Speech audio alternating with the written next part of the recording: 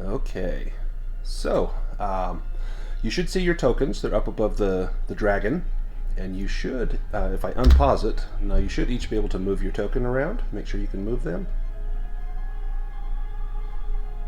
Yeah, perfect. So then if you need to access the chat bar where all the dice rolls will be shown, on the upper right of Foundry, there's the little toolbar and there's the little chat bubbles. You click on that and it will show you all the dice rolls. And you can roll your dice from there. You can either type in the command, it's /R space and then like 1d20. You can also click on like the d20 button and then push roll. So I'm going to go ahead and do that, and then it will roll a dice. And that is a really bad roll. So Luke will explain kind of what the good and bad rolls on here are. It's /R. So you have that backwards. So do /R and then a space and then try that again. There we go. Hey, you rolled just as poorly as I did. Yeah. Oh my goodness. Oh, what are the odds? Right? If we get a couple more 19s in a row, I'll restart the server just in case there's something crazy going on, because that is like really obscure. If you need to access your character sheet, you can go to the icon. Oh, there's a 5. Ooh. And it's okay. So now we're rolling well. That's great. There's the actor icon. If you click on that, you should be able to see your character, and you can double or single click on them, and it'll pull up your character sheet. And then Luke, I'll kind of go over the character sheet with you. So I'm going to pull up yours as well. We're both going to look at yours at the same time. Do you have your character sheet up? Yep, it's open. Perfect. So along the top, you'll see your ability scores: strength, constitution, agility, intelligence, willpower, and charisma. If I ask you to make a constitution roll, you can just hover over where it says con, click on the button, and it will make a constitution roll. When you go to click on it, it will ask if there's any boons or banes. Now, you've not played like 5th edition Dungeons and Dragons, have you?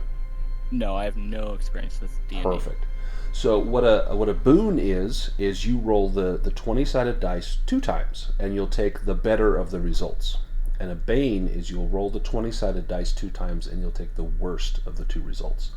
Now in Dragonbane, it's what's called a roll under system. So you want to roll low. You'll have certain scores, like your constitution is 16. You would need to roll a 16 or lower to succeed on that. So the higher your score, the more likely it is you're going to succeed. Because it's much easier to roll below a 16 in constitution than like your agility that's 10. You got a 50-50 shot at that one. So let me have you just roll like a constitution roll, and if you want to throw a bane or a boon on there, I'll let you do that, and we'll just make sure that that's working correctly for you. Perfect. So that shows constitution roll succeeded. You got the 16, and you needed a 16, and that was with a bane. So you rolled a 3 and a 16, and so it took the worst of those, which would be the highest, which was the 16. Below like your scores, like below constitution, it says sickly, and below some of the others you see exhausted, dazed, angry, scared, disheartened. Those are called conditions. Sometimes you may take a condition. I may say go ahead and check the box for dazed, and then anytime you roll an agility roll, it's going to automatically add a bane to that. So if you have those conditions, it makes life a little harder for you. Scrolling down, we see you've got hit points. In the red box, you've got 16, and the game it's fairly automated. It should be able to reduce those hit points automatically, but if it doesn't, you just click on the little dots and it will scratch some hit points off of there. Hit points, that's your life and your health, and if those ever reach 0, bad things start happening. You will have to make what's called death rolls to see, and they're basically just constitution rolls to see if you can survive or if you're bleeding out or what is happening. Hopefully it doesn't come to that. You also have willpower points. You use those to activate special abilities, and we'll get to your abilities in just a second. In fact, I need to adjust these as well. Let me just take care of both of these right now. You both have some heroic abilities that are only for solo players, and you're doing this with 2 of you, so let me just take that off of both of you real quick. Get rid of Army of One and Soul Survivor. There we go. So if we go back to Makander, you've got to the right of the willpower, there's a damage bonus. So if you swing your sword or your battle axe or your short sword, you can add a 1d4 dice to whatever damage you're rolling for that. You don't get one for agility because your agility is kind of low, but that means you're going to be better with your axe and a sword than you would be with, say, a bow or something. If we look down, the next section says skills and abilities. So this has some of your most commonly used skills. If you want to access all of your skills, just below the picture of Makander it says skills. You can click on that and it will show you all of your skills. The ones that are darkened, those are ones that they relate to your profession, and you can choose to be particularly good in those. You see Beast Floor is still pretty low, so when Makander was pre-generated, that wasn't one of his specialties, nor was writing. But Myths and Legends, Performance, Persuasion, Hammers, Spears, and Swords are all, they have higher scores. So all that has to do with anything is when you build your character, but you're basically trying to get higher skills. So like your roll with your sword is a 14, so you need a 14 or lower. You're much better with that than you are with, say, a bow, which you have a 5 or lower. So if I ask you, give me a Myths and Legends roll, you can either from the main page, it's listed on there because it's one that is commonly used, or you can go to your skills page and just click on Myths and Legends and it should roll that for us. So go ahead and make a Myths and Legends roll. Perfect.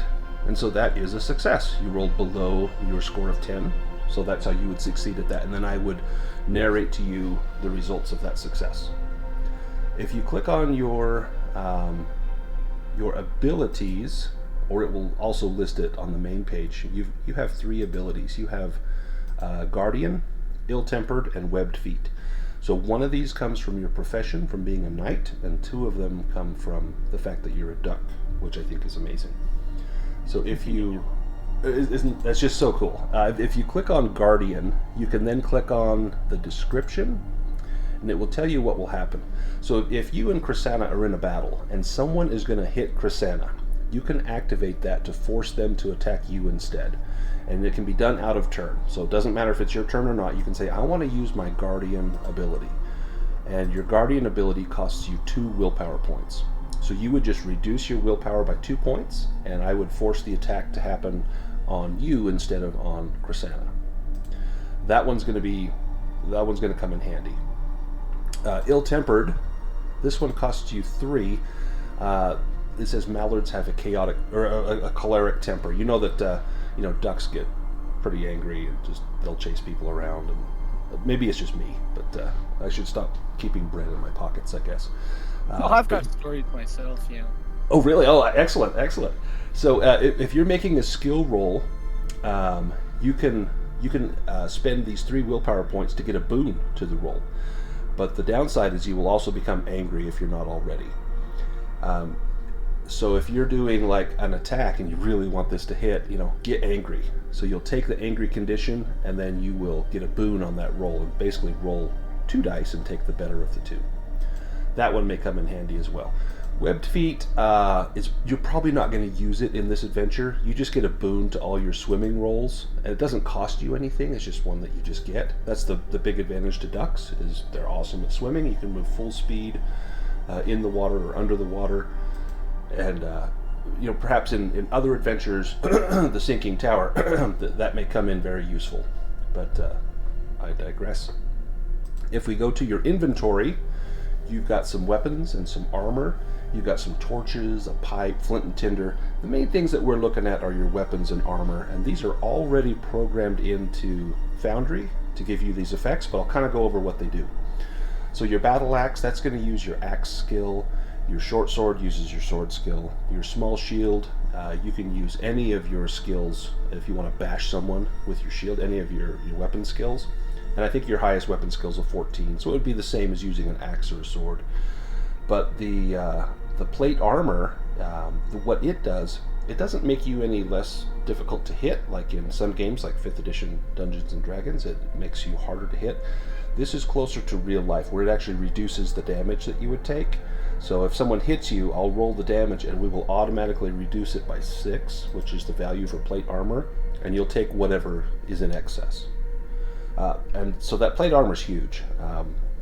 Dragonbane is kind of a squishy game. Like you're just as likely to get annihilated by a goblin as you are by, a giant ogre. A goblin with a lucky blow can take you out pretty easy, but your plate armor is really going to help you with that. There's a penalty to that. If you go on the main page, down at the bottom, you'll see your plate armor with the value of 6, but it automatically gives you a bane on 3 skills: acrobatics, evade, and sneaking. Trying to do cartwheels and sneak around wearing a giant suit of armor is a little tough, so it'll automatically calculate in a bane on your roll. So if you roll sneaking, it will automatically do that. You don't need to add anything extra to that. Your weapons on the main page, it shows the damage. So you're more likely to do more damage with your battle axe than you are with your short sword. Your short sword will do 1 to 10. Your battle axe will do between 2 and 16. Your after the damage, it says durability. If you parry someone's attack, there's a chance that your weapon takes damage, and your short sword is more durable than your battle axe. It's unlikely that an enemy is going to destroy your short sword, but it could happen to your battle axe. And if that happens, then you just can't use that until you have made a crafting roll to repair it. For all intents and purposes for this game, your weapon would be useless, and you'd have to switch over to like your short sword. However, you may want to start with your battle axe, and it's kind of up to you what you want to use. The only other things we will cover as we get there is going to be combat, and when we get into a combat, we'll kind of explain how that works. So I know I kind of front-loaded you with a lot of information. The main things you need to know is you want to roll under your scores. If you roll incredibly well, which would be a 1, it's called a dragon, and really good things happen. If you roll incredibly poor, a 20, that's a demon, and really bad things happen there. And the dice have special symbols on them. It'll show a dragon or a demon, and we'll talk about what happens when one of you rolls that. Any questions, Luke, before we get started? No, that was very enlightening. Thank you. Perfect. Clara, any questions? Does this all sound familiar to you? Yeah, everything was familiar. Thank you. Perfect. Okay, so I'm just going to kind of fill us in on what happened last time.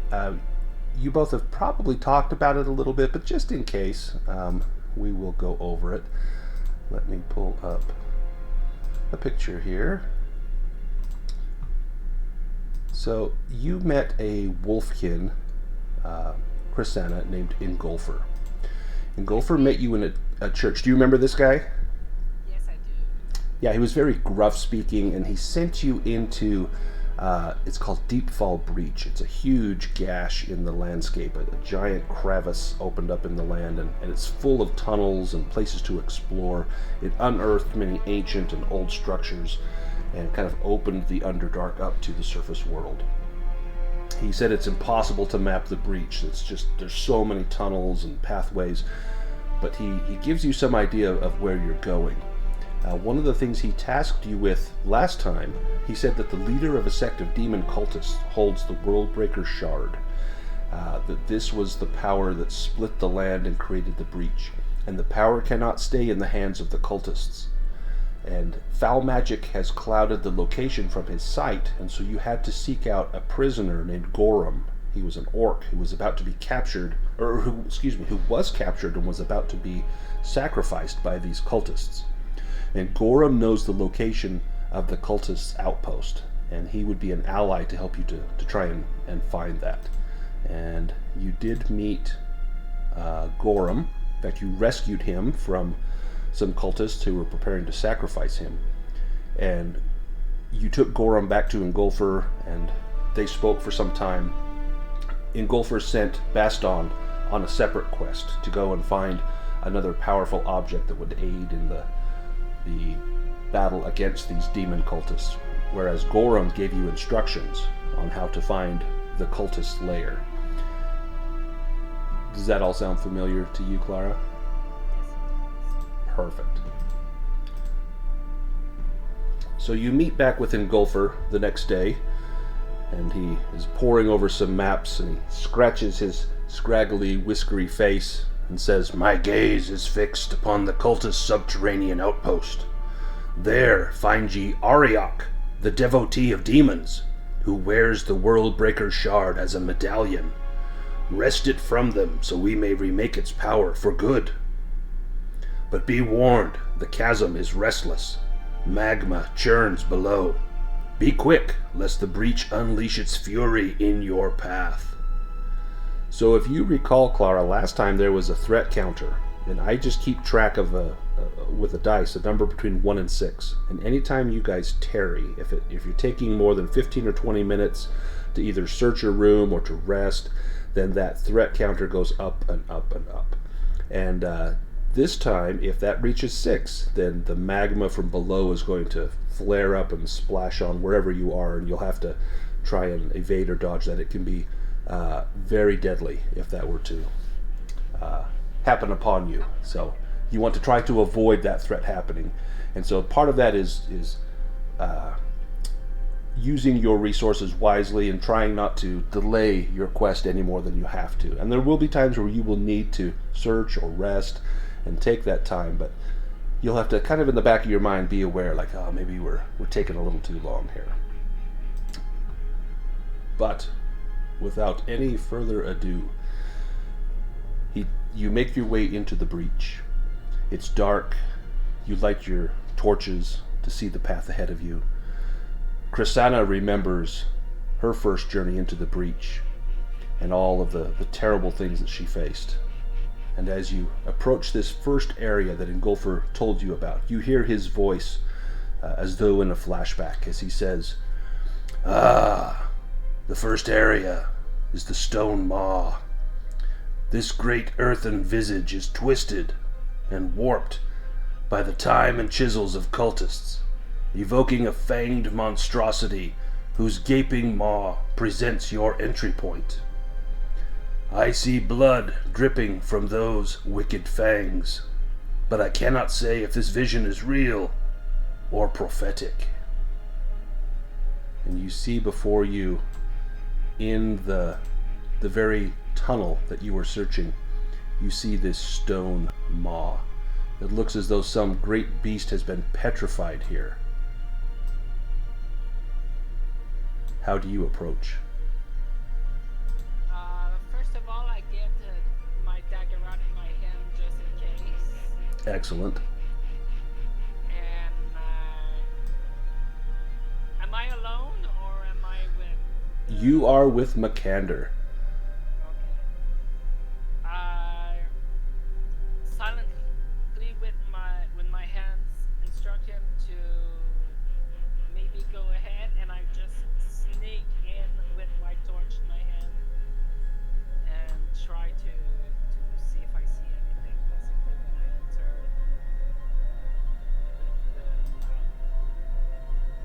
the Why don't you give me an awareness roll? yes.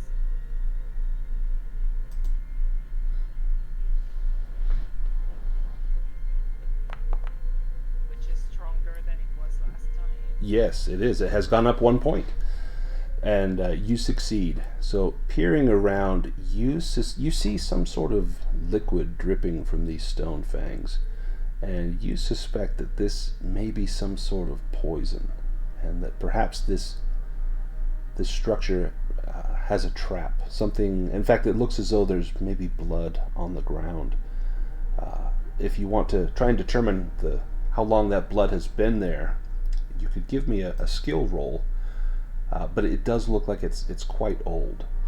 You also notice that if this is, or you think to yourself, if this is trapped, it's likely that there is perhaps, some victims have fallen here and some of their belongings may have been left behind. If you wanted to search the area, you could. It may take you a stretch of time, which is about 15 minutes.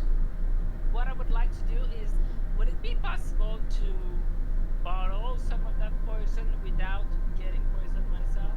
Yeah, you're going to have to make an agility roll to see if you can maybe scoop some into a small container. Or you could put it on your blade if you wanted. Oh, yeah. Yeah, maybe on my blade, but that would still be agility. Yes, it'd still be agility. Okay. And you succeed. So you manage to get some on your blade. You notice it sizzles for a moment as it strikes the metal, as though perhaps this is some sort of acid as well. It doesn't seem to have pitted your blade, which is, you breathe a sigh of relief at that, but you know that this will probably give you some sort of additional damage should you plunge this blade into someone. Makander, what do you do? Yeah, so, I mean, Makander is definitely not the aware type. But I'm thinking I'm just gonna go up. Well, yeah, I'm just gonna go in. I'm gonna try to enter the mouth. Give Not me really. either an agility or an acrobatics roll to kind of sneak your way around some of these teeth, because you are suspicious that perhaps this is some sort of poison or acid or something harmful. I'll let you decide what you roll. I might have applied something to that unintentionally. So because of your armor, it automatically gives you a bane Right. on acrobatics. So you did not pass that. Now you have a choice. You can either just say, I didn't pass, or you can push the roll. In order to push the roll, you will take a condition. And that condition will then give you a bane on future rolls. But I'll leave that up to you. So you can either fail, or you can push it and try to succeed. And if you do succeed, then you made it. If you don't, then you'll take a condition plus whatever bad thing may happen for touching some of that toxic fluid. Yeah, no, I think that's pretty in character for Makander. I think he just strolls on in without really taking a look around him. Oh yeah, I would agree. So as you stroll in, you just kind of brush the danger aside, walk right in, and you are going to take. I'm going to make a private roll here. Give me 1 second. Those are never good. Never good. You take So this will not affect, or your armor will not reduce this. You take 2 hit points of damage. Okay. Could have been far worse. So you'll just reduce, perfect. Reduce your hit points by 2. But you have made it past the teeth. Krisanna, what do you do? Do you just stroll by likewise, or are you a little more cautious? Yes, I'm more cautious. I try to sneak my way between the teeth. Give me either an agility or an acrobatics roll.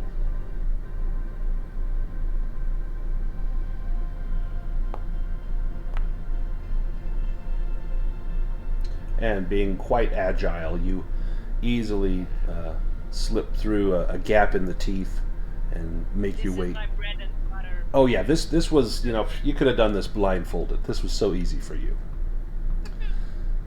You make it to the next area.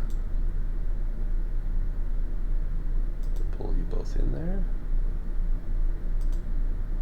And what do you find? A bubbling river of acid lies before you, the yellow-green vapors crawling along the surface like a ghastly swarm. Standing as sentinels are 2 enormous stone statues. The statues slowly move, their heads turning to follow you, their stone eyes fixed upon you. A raspy voice, the sound of great stones in the deep grinding against one another, booms forth from the guardians.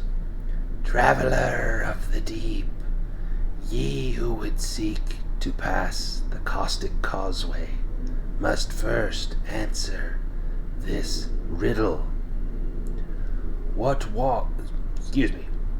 always runs but never walks, often babbles, never talks, has a bed but never sleeps, an open mouth that never eats.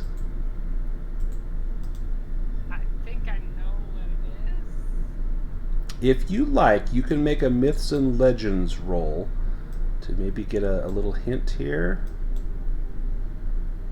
I would. Okay, I would. Could I do the same? Could we both be thinking about this? Yeah, you sure can. But I think I know what it is. Oh. Oh, a dragon.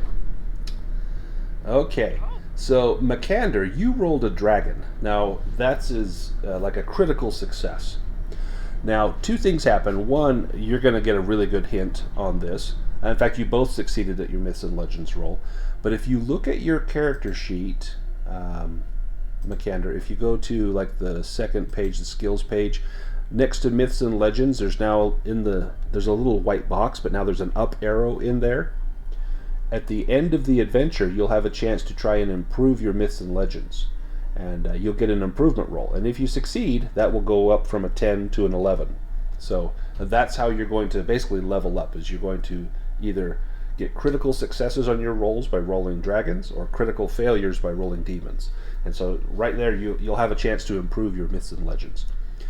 So you know that the answer to the riddle, there's a clue in the scene. As you see the scene, there's something in here that strikes you as clearly a clue to the answer to this riddle.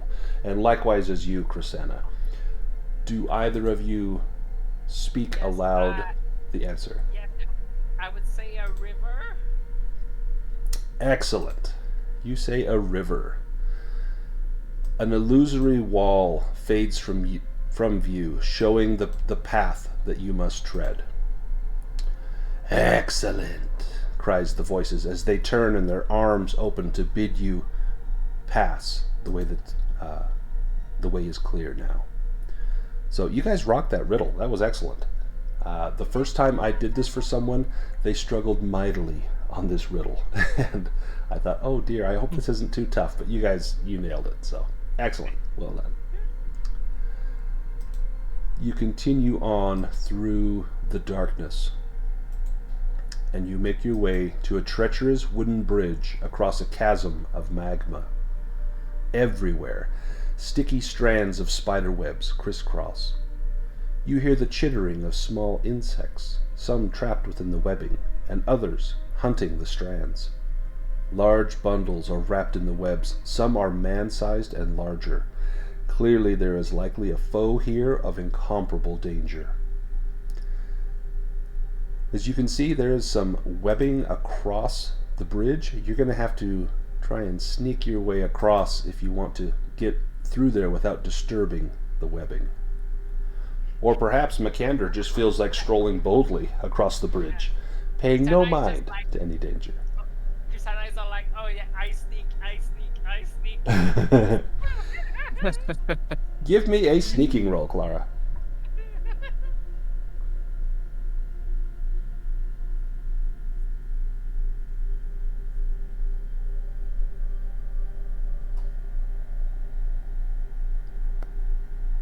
Ooh.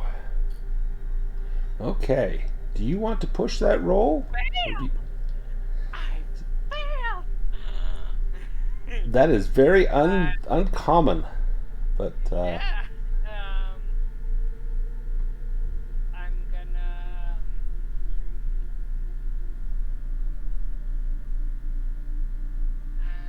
Say, yeah, exhausted. I'm gonna say exhausted, and take exhausted. Then you re-roll, and there you got it. So you're taking your time to get across here, and you reach an area, and you pause, and you notice that the back of your pant leg has caught upon some webbing, and so you ease your blade back, and you carefully, slowly saw through that, releasing that webbing without causing any vibrations. And it's such a difficult task that it takes all of your physical strength not to wiggle that web, but you manage to get it safe from your leg, and you can traverse across that bridge. Makander, how about you? Yeah, so I think Makander is gonna push his way to the center of the bridge. I think he's gonna try to I don't think he's scared at all. I think he's gonna call out to the void. You know, like, what kind of foul beast is this? Awesome. What manner of beast lurks here? I call out to Krisanna. I say, don't be foolish, Makander.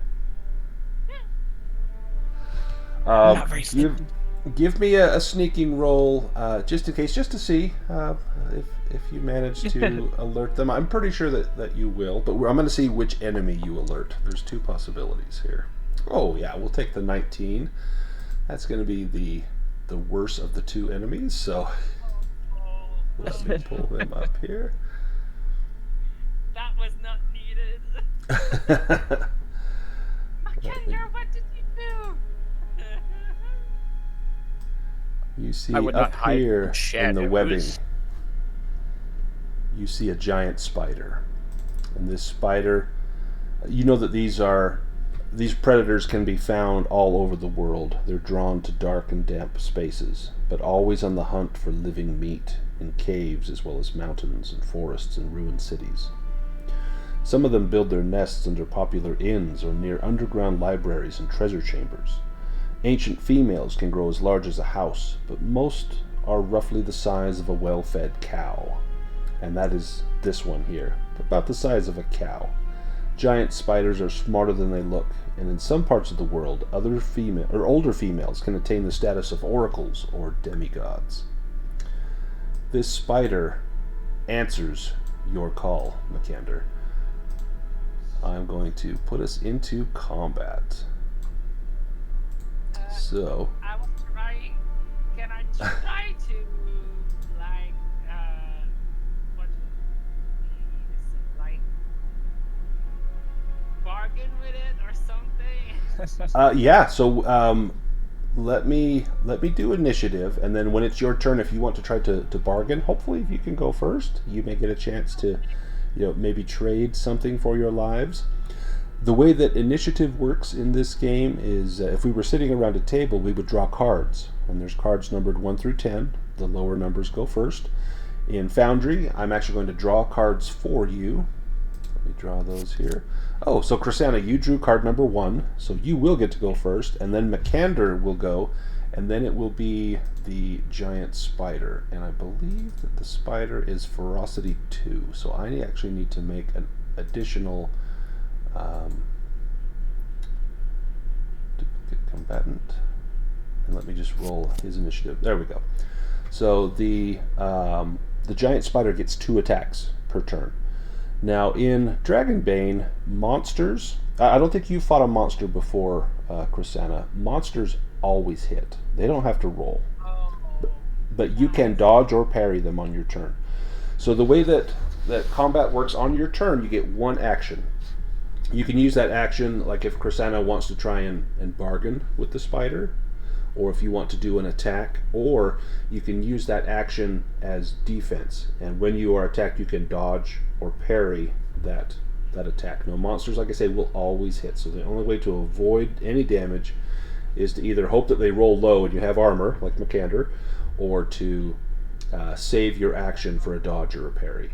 But Krisanna, you get to go first. Yeah, I see that with what could go with bargaining. My highest stat is bluffing. So I think I'm gonna go like, I saw there is way bigger meat coming in the way behind us. If you let us go, you have way more for you. So, kind of letting him know that perhaps there's a larger meal on the way. Yes. You could give me a persuasion roll or a bluff roll. Maybe a bluffing roll. Why don't you give me that one? In fact, you're better at bluffing, so I'll give you a little better chance here. I'm trying. Oh, you got it. Oh, I got it. Excellent. So I am going to determine how the spider reacts, I'm going to roll an oracle die. It's going to be a d6, and this there's a fortune chart. I'm going to roll that, and the first answer says yes or no. So does the spider take the bait? The answer is no. But I'm going to say that he is curious. He will probably save you for dessert. So you'll at least die last. Okay. So if it's any consolation, Makander, it's your turn. I tried. You did. It was an Well. excellent plan. Had you rolled a dragon, he would have waited. I mean, the thing I quite like about this character is he's strong and he's a guardian type, but he's not like an idiot either. Right. And I think he totally could follow Krisanna's league here. I think could I try to was it bluffing? I'm not. Yeah, very good at bluffing. that. So if you want to double down on that bluff, if you guys both get a success, I think there's a good chance the spider will go for that. Ooh. It's risky, but yeah, why not? Oh, well. Ooh. You want to push that roll? You can take a condition and try again. Well, I don't think that's very character. I think Makander's he. There was an olive branch. I feel bad for Krisanna. I want to guard and protect. I don't, if there could be a peaceful resolution, but Yeah, and I think that's definitely an excellent way. I think that's absolutely what Makander would do. I mean, he does want to kill and crush things, but at the same time, I think he recognizes that this could be a very difficult foe. And if you don't ask, you don't get. But unfortunately, the spider, turns out they really like duck, and that's not going to stop them in any way. So the spider, on its first turn, it will move down the webs, and then it gets to go again, and it's going to move up here, and it's going to make an attack on Makander. So I am going to target Makander. So the way this will work in combat is I'm going to click on Makander's token and then push T, and it will target you. So Makander, when you are attacking the spider, you'll want to make sure you target it. It'll just help to automate the system. If you don't, we'll just do it manually. It's not a big deal. But then I can turn on a little combat HUD here. When it's your turn, I'll explain how to do it. But the spider is going to do an attack, and so it's going to randomly roll what the attack is. A web attack. The spider fixes its numerous eyes on the player character with the highest strength, which is Makander. The next moment, it spits sticky spider webs at you. You must make an evade roll. This is not an action. So since you've already used your action, it doesn't count as that. So you can still try to evade. If you fail, you're caught in the webs and unable to move. And it'll take a strength roll with a bane to break free. Now you can still attack even if you're stuck in webs, you just wouldn't be able to move. So why don't you give me an evade roll? And if you pass this, then you are not trapped in the webs. Oh my goodness, you did awesome. Yeah, so wow. You easily sidestep, you lift your webbed foot to the side, and the webs splatter on the ground, and it exposes the spider's flank for a moment. That's the end of the first round. We'll go to round 2. We redraw cards. Makander, you go first. Do you want to attack this spider? Oh yeah, I'd like to. I don't know if I have to take a turn to get my weapon out, but I like to think I already had. No, you've already got your. It's a free action to get that out. So if you want to attack, I'm going to have you just click on the spider token and hit T, and it should have 4 little. Yeah, so there he's targeted. Now, if you want to pull up a little HUD, you can. You can either roll from your sheet, but if you right-click on yourself, and there should be, looks like 2 crossed swords, and that should open up a little HUD on the bottom left of your screen, and it'll have like your battle axe, your short sword, and you just click on, I would assume your battle axe would probably be the best weapon to use here. Oh wow, that's pretty detailed. I like that I can choose the actions. Yeah, it's pretty awesome. So this is the official Foundry module from Free League, and they have really done well with it. Okay, well, you needed like a 14 or higher. You got an 18. Do you want to push that roll? Yeah, we'll do that. Okay. I could choose any of these. Any of those. You probably don't want to do Exhausted, because that's going to affect all of your attack rolls. Disheartened would probably be a good one, or Angry would fit in well with what you're doing. In fact, if you recall, you do have that one ability that I was going to ask about that. Yeah. If I choose Angry as a condition, am I unable to use that ability later?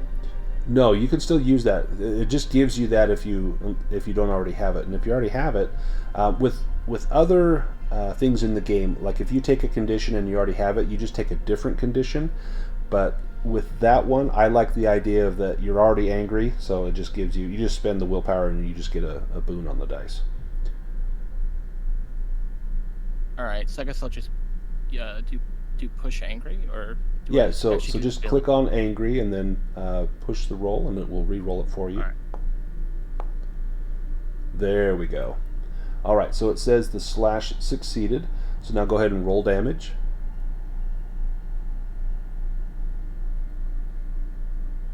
And it's just on the chat bar. Yeah, excellent. So 13 points of damage on the spider. Now I can just come over and automate, and I can deal that damage to the spider. Just like that. And now it is the spider's turn.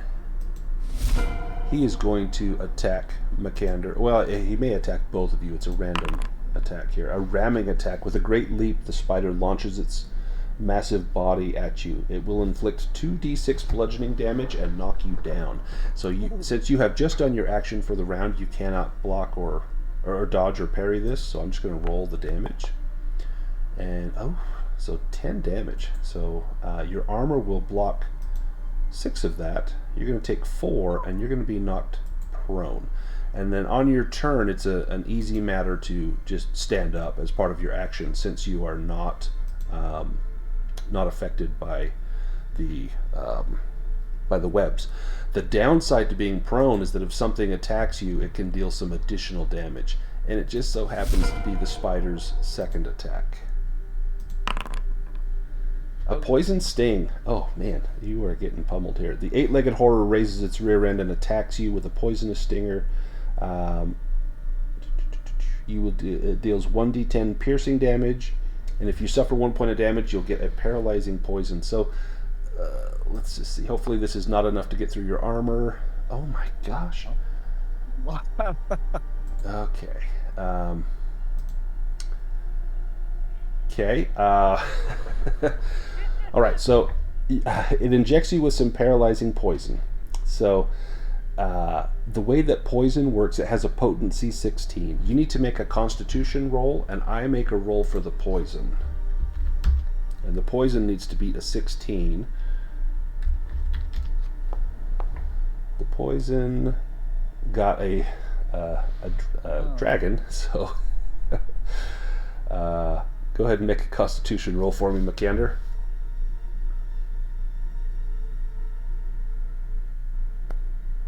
Oh, you made it. So all that's going to happen, rather than being paralyzed, you are just going to be you're going to become dazed for 1 round. So it'll kind of bypass your next turn, which is still horrible, but at least you're not paralyzed for a long period of time.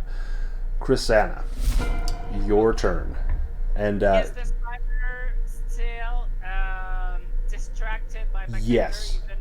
Exactly. So you have an ability. What does your ability do? And am I within 20 feet? You can easily move up to there. Oh, so it's backstabbing time, baby. It's yes, it is. Time.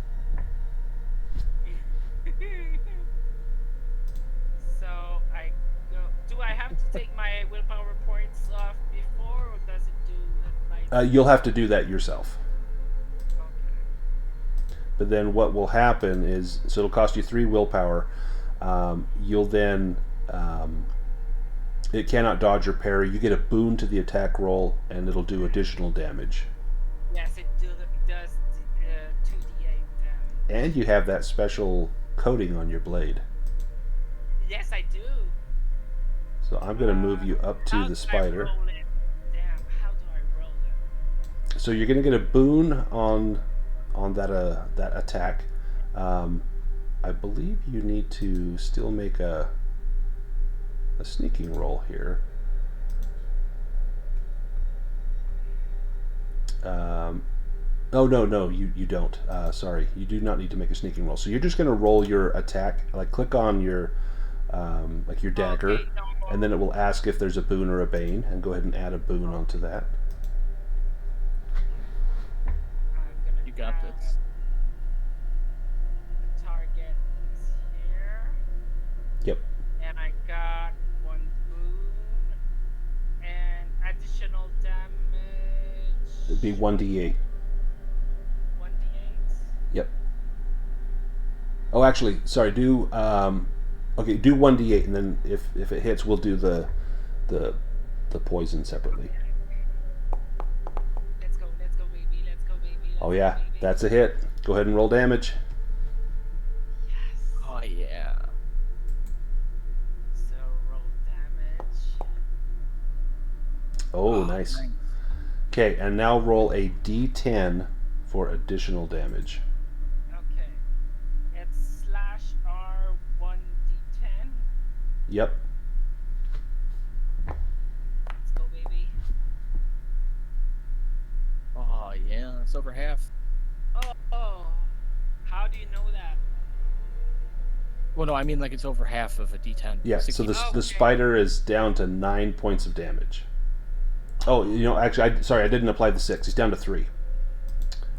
So he is almost down. I like backstabbing so much. Excellent. So, Oh, I have to win my 3 points. Yeah. Unfortunately. let's go to the next round. So the giant spider will go first, and then Makander, you'll have a chance to. Well, actually, you're dazed from the poison, but then Krisanna. So as long as Krisanna can survive this next attack, I think she'll be all right. Here, let me target Krisanna here. Why? It could concentrate on the. You just did a lot of damage to it. It's almost dead. Oh, mandibles. His serrated mandibles swish through the air like scimitars. This is going to inflict damage. Now you have the option. You can you can try to evade this if you want to. I have another ability. And you get a boon on your evade roll, right? Yes. Yep. So go ahead and you can do that. You're probably going to want to. So I'm 2d8 is scary. If I do heroic ability, oh, I could do that like this. Hard to catch. Oh, that's so easy to do. Oh, so easy to do. Excellent. So then just make your evade roll, and you'll get a boon on that.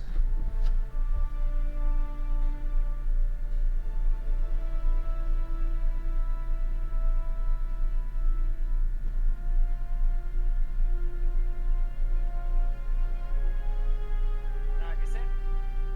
I don't know if I did it correctly. Oh, so you had rolled a demon, but because of the boon on that, you got a 6 and you evaded, so you dodged the attack.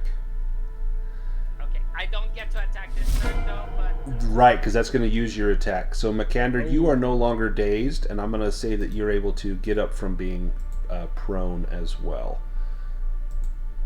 All right. So then, can I use that ill-tempered then? You can. Yep. All right. Yeah, I'm mad. I'm mad.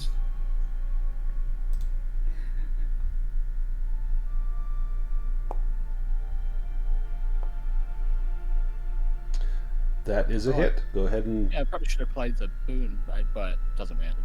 Doesn't matter, yeah, you hit All's him. well that ends. finish it.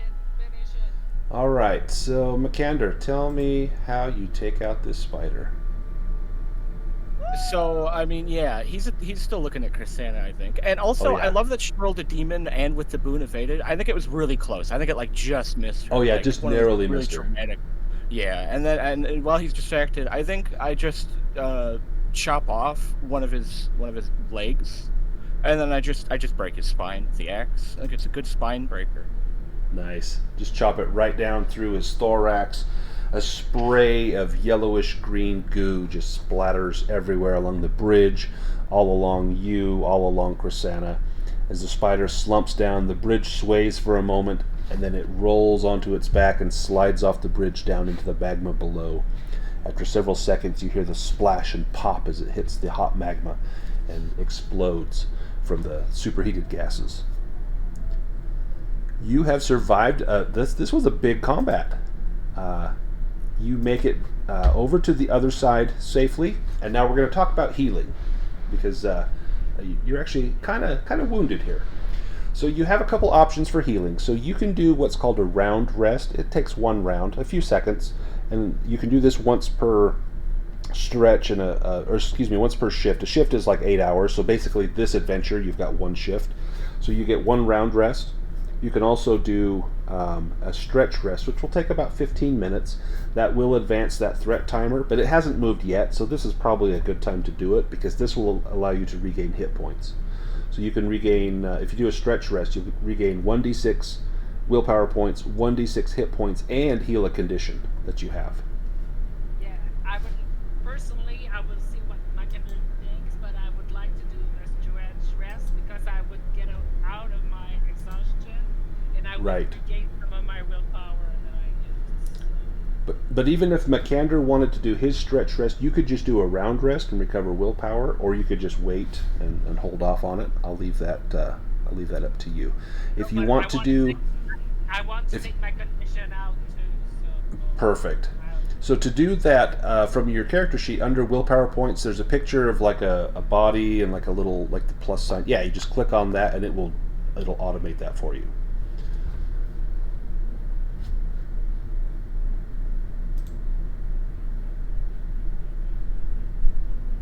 So Krisanna recovered 5 willpower. I applied mine automatically. That was what I was supposed to do, right? It didn't do it.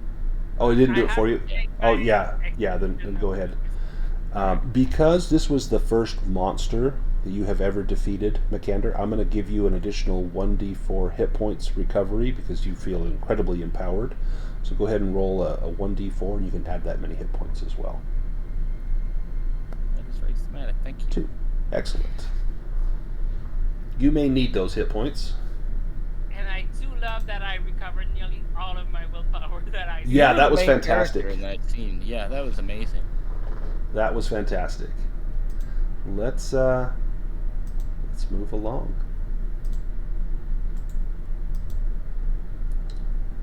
You hear Ingolfr's voice. This crumbling bridge spans the breadth of the rift.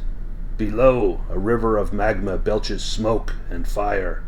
A small band of orcs encamp on the near side of the bridge. A barricade manned by cultists lies on the other. The orcs siege the bulwark, but take no ground. There must be magic at work to repel these skilled warriors so handily. Now the orcs, you know, would be allies to Gorum, who has told you the way here, and so the orcs are going to be on your side, and the cultists would definitely be who you are opposing. The orcs are trying to force their way across the bridge, but the cultists have some sort of magical barrier. You can see arrow and spear turned aside by some sort of invisible wall that prevents that. You are unspotted as you come into the scene. You may make your presence known to the orcs if you wish, or find some other way to try and bypass this. Perhaps you're able to disable whatever magical warding is preventing your orc allies from crossing the bridge.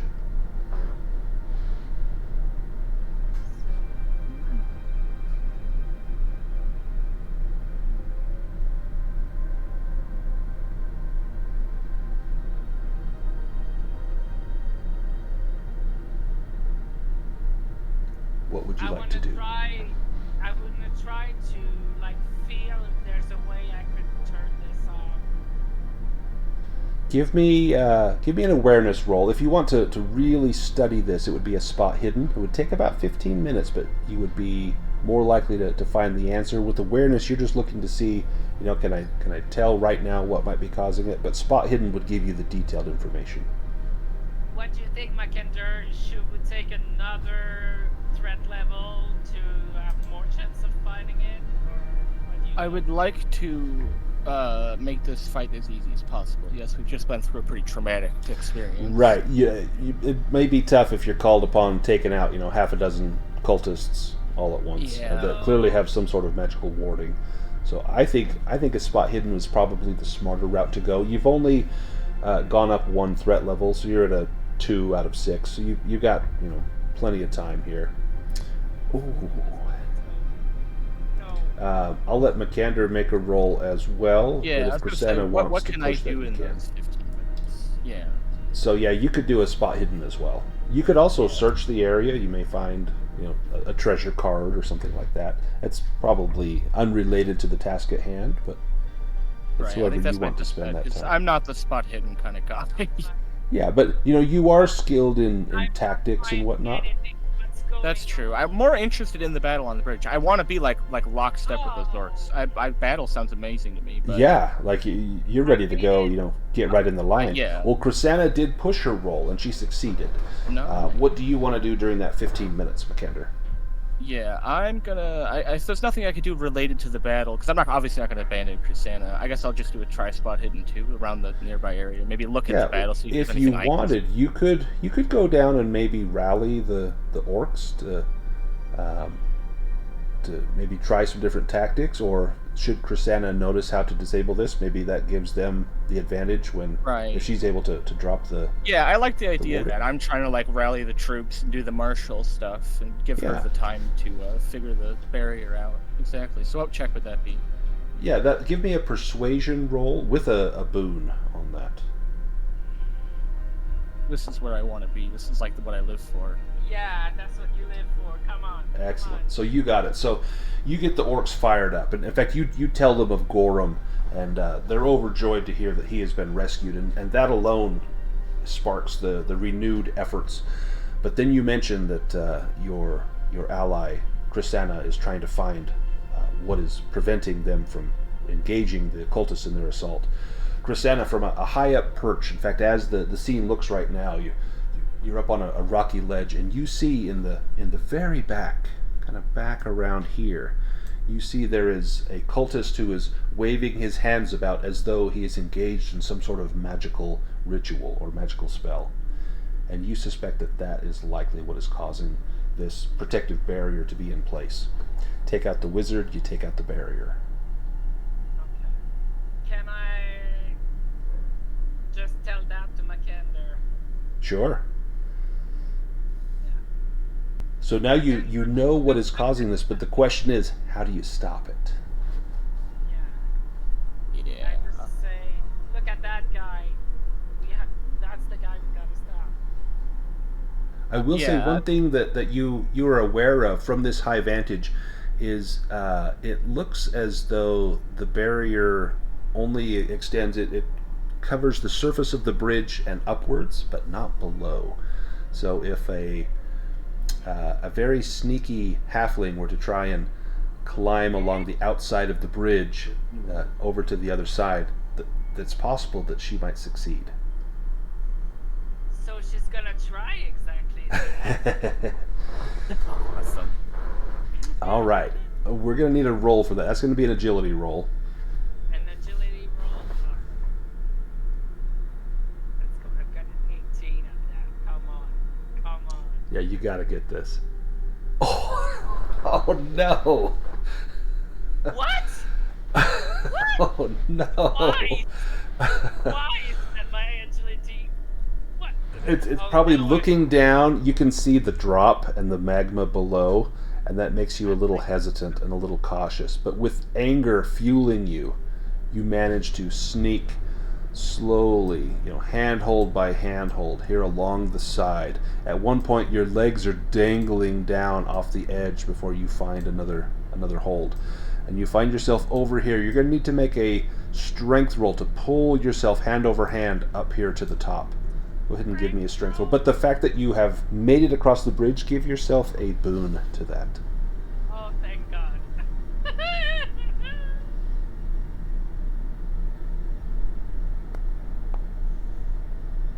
Oh.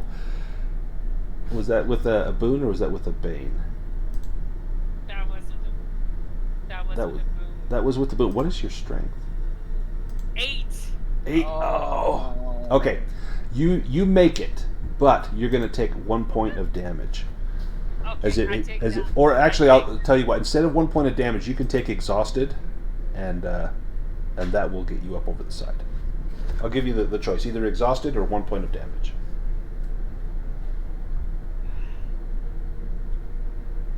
Exhausted is thematic, so let's go. I take all the conditions. Let's go. Perfect. All right, so you become exhausted. Pull yourself as you climb over the side. You're covered in soot and grime from the climb and the ascent. But Makander, you can see your ally slowly sneaking over the parapet. You've got the wizard, the cultist wizard, has his back to you. You have the perfect opportunity to drive up or to sneak up and drive your blade between his ribs. Do you want to do a little backstabby? Ooh, backstabby's not so much my thing. Okay, damn. And that's a kill steal too. But you're gonna be on the other side of the bridge, surrounded by enemies. You know, I guess I'm with that's the orcs the downside. right? So Like, so maybe if Makander sees this, he can ready the orcs, and as soon as he sees the wizard go down, he'll charge and engage the cultists before they turn around and see what's going on. Or maybe you create a diversion. Yeah, I think that's the best call. Is trying to like distract them. Do a diversion so I can do the backstab. Yeah, I reckon that's a good call. Well, Krisanna, if you want to make that backstab roll, I don't have a target up there. You just need to succeed, so you don't need to target anyone. Okay. So how do I do that then? Well, if you need, I can put a cultist up there if it makes it easier. Yeah. Let me put a cultist here, and let me put you right here next to the cultist. And let me start a little combat here. And there we go. So now you should be able to target that cultist.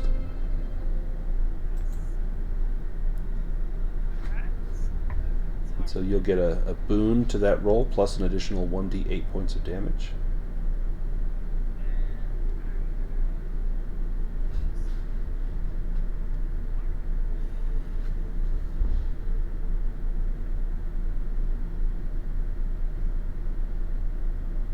Why did it not give? That's weird. I'm gonna try it like that. That's going to be a success. Okay. It should have given you a boon, but that's okay. You still succeeded. If you want to roll damage, if it doesn't give you the additional d8, we'll go ahead and do that after. I was just gonna do a slash R 2d8. Yeah. Oh, and do I still have my poison too? There may still be some poison on there. You stamped a spider. There might be new poison. Right. So that's going to deal 6 damage. Plus my poison, which Plus is your poison, so roll a... This time it'll be a d8 on there. because it's less strong than that's okay. Tell me how you take out the wizard. Nice. Oh my god! I just sneak behind him and I just slip my dagger right between his ribs, like to get to his car. He lets out a...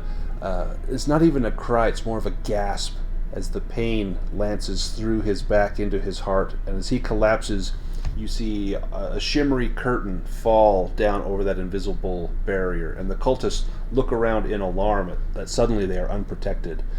And 2 of them turn around to look at you, whilst the rest now face a fierce army of orcs led by a duck. I look at the cultists and I give them a little wave like, hi! Oh, charming. So I'm just going to throw a couple of people on here, and we'll just do a real quick battle here. This is what I live for. I'm so happy right now. Let me add these guys to the battle. And we'll draw some cards. Krisanna. Oops, let's see. Let me put another cultist on Krisanna. There we go. So one cultist is going to come back to engage Krisanna. And the other... Oh, let me add him to the combat. There we go. So Krisanna, you go first. You have one cultist on you. Makander and his orc allies have... it only shows 2, but we'll say there's like 4 or 5. We'll kind of extrapolate it.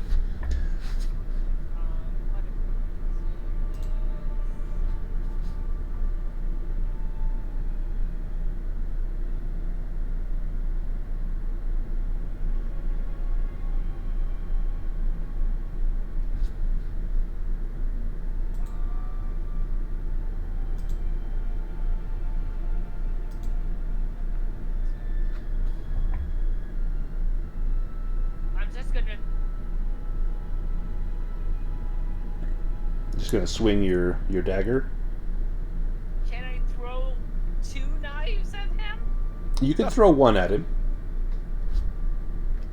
Just one? Okay, then. I'm gonna throw one. It's gonna be here.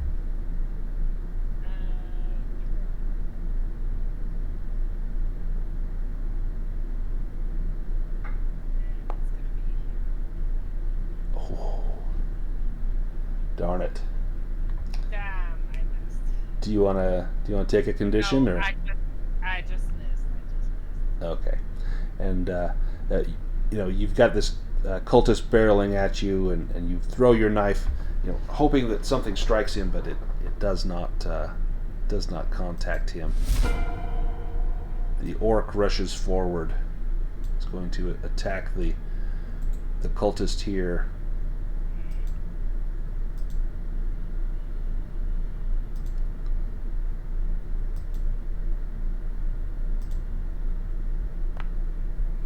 Oh, and he does poorly as well. And since he's not a hero, he cannot push the roll. We go to the next orc warrior. He's going to move up and engage as well.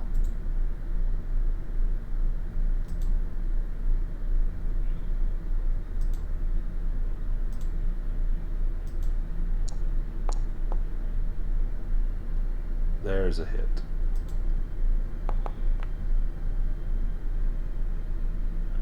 Oh, and he's going to take out a cultist.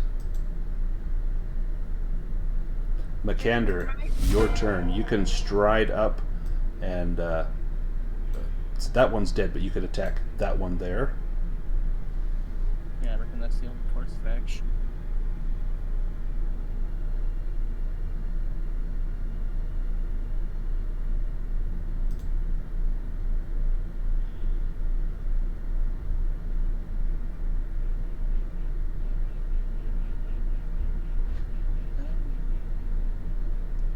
Using the battle axe as an action. Oh, 0-1 target's got a target on my bed. There, now it should be targeted, I think. Excellent.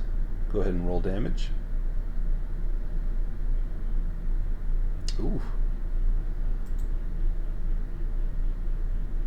Had to outdo the orc. You and your orc One. allies just begin to mow through these cultists. And we come upon cultist number 4, who unfortunately is going to go after Krisanna. And Krisanna, you do not have a dodge or an evade available to you. He comes at you with his dagger. That's going to be a hit. Oh, damn. Ooh. Wow. That's a big hit. And my armor blocks 1. And you took the rest, yep. The 2 orc warriors, they're going to be engaged with other cultists. We're going to go to cultist number 4. So he's going to attack Krisanna. Do you want to try to evade or parry this attack?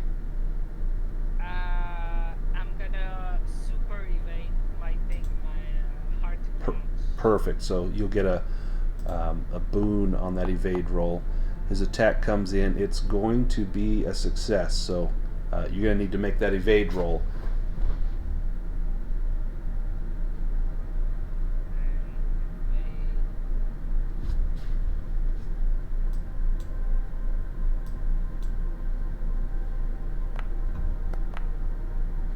Oh, you got it. So you easily step aside and avoid that blow. That does take your turn, and we go to Makander. If you want to sneak up in there, you can try and take out that cultist and save Krisanna. Yeah, that's the call. Coming right for him.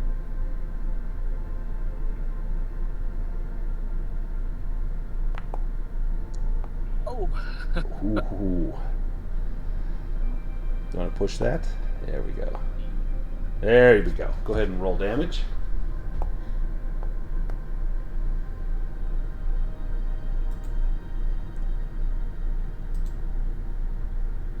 He's wounded, but he's not out. And we go to Krisanna. You want to finish him off?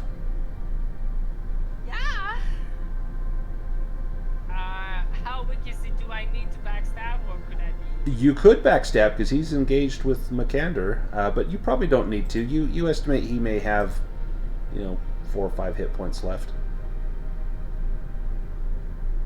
But it's so fun to back. It is. I agree, 100%. So And you guys fun. can still do a round rest, and you'll recover willpower points from that. So let's do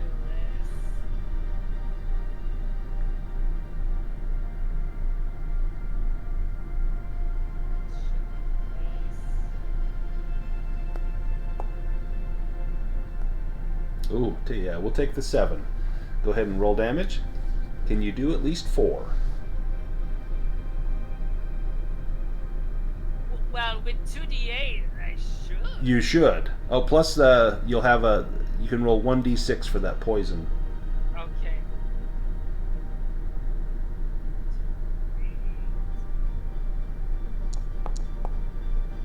Oh, yeah. I think you got him.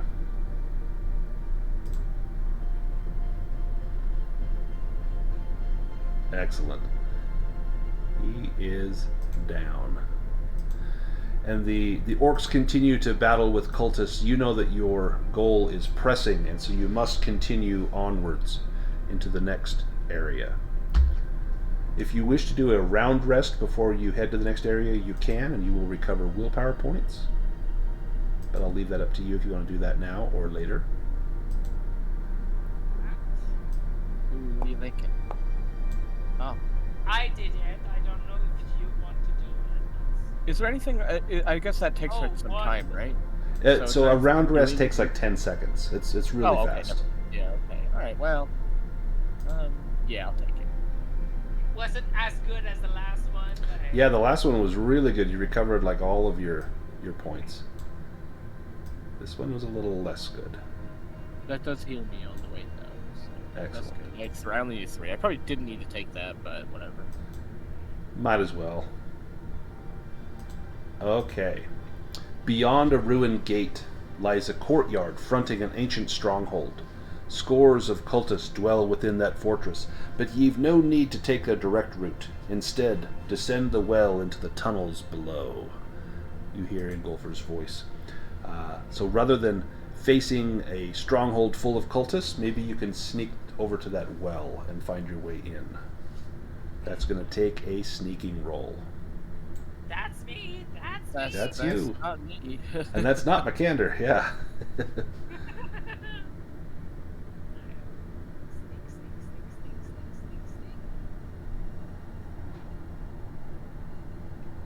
I haven't had any dragons yet. Come on.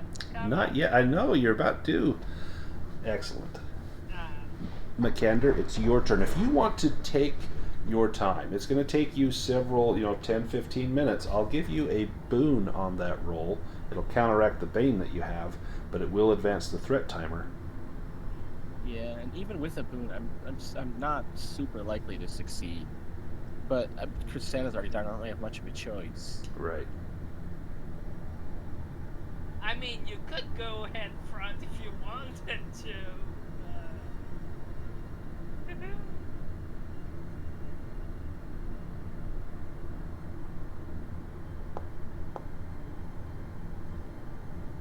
So that didn't have a boon on it. So go ahead and roll Did it not? Oh no, it did because it counteracted. Yeah, because it cancels out the bane. Yeah, I booned it. Let me, because I meant for this to in fact give you an advantage because Krisanna had kind of shown you where she was sneaking, like go here, go there. Go ahead and roll another d20 as though it were equal to 2 boons on there. 1 because you were taking time, and 2 because Krisanna was showing you the way. So you can just roll a d20. Yeah. Oh, okay. There we go. So. I can't even think of how I would explain this. Dragon! Oh my god! So because of Krisanna's help, so I'm going to mark that on your sneaking. There we go. Because of her help, she pointed the spots where, don't scuff your feet here and stick to these shadows there. and then she kind of guided you. You were looking at her, and she would motion you forward, and then she would tell you when to stop as like a cultist patrol walked by, and then she would urge you onwards and kind of point where to go. So with her help, you managed to impress her beyond all recognition that you were able to sneak in full plate armor. I whispered to him, "That was awesome, and did you see how fun sneaking is?" Well, thank you, yes.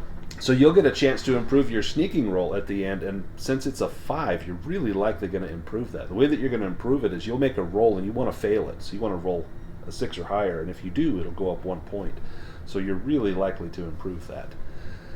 You make it to the well. You will need to climb down. It's going to be a strength roll to go down. I'm going to let Makander this time go first, and if he succeeds, he will be able to help Krisanna get down by showing her where to grab and where to rest. Okay. So, You win some, you lose some. What are the odds? right? Well, so strength. So normally, if you got a demon, you would get a chance to improve that at the end, but that's only with skills. That's not with attribute rolls. So this one just stinks. So what happens? You learn from your failure, yeah, you know, you learn from your greatest successes and you learn from your failures, which is like real life. You know, you fail really bad at something, like, oh, I'm not going to make that mistake again. In this case, the mistake was that you put your hand on a stone inside the well, and the entire stone came loose and clattered down into the well, causing an incredibly loud noise. You're still able to get down, but now, Krisanna, you need to hurry because some cultists are headed your way. So your roll is going to have a Bane on it. A Bane! I like that. That, like, I don't necessarily face the consequences. Right, of my she does. failure. It's my plan. That's That's pretty realistic. I like this. Oh, yeah. I have an 8. My bad. So I have 2 Banes. Oh, no. And I Oh, have my 2 goodness. 8. Yeah, this is gonna going to be tough. Hey, I might catch you. Oh. Oh. Oh. So you take the demon. Oh, God. You're going to take an arrow in the back as you tumble into the well. Let me roll some damage for you. I was worried that she was going to fall on me. Well, you're going to have to catch her. So you're going to take only three points of damage. Your armor stops once. You'll just take 2 points of damage. As you take an arrow in the back, but then she just drops like a rock down that well. And Makander, you're going to have to try and catch her. That's going to be a strength roll with a Bane.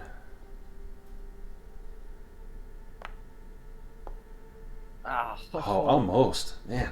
Do you want to push that, or do you want to maybe take a little... Yeah, I think that's worth a push, probably. I think so.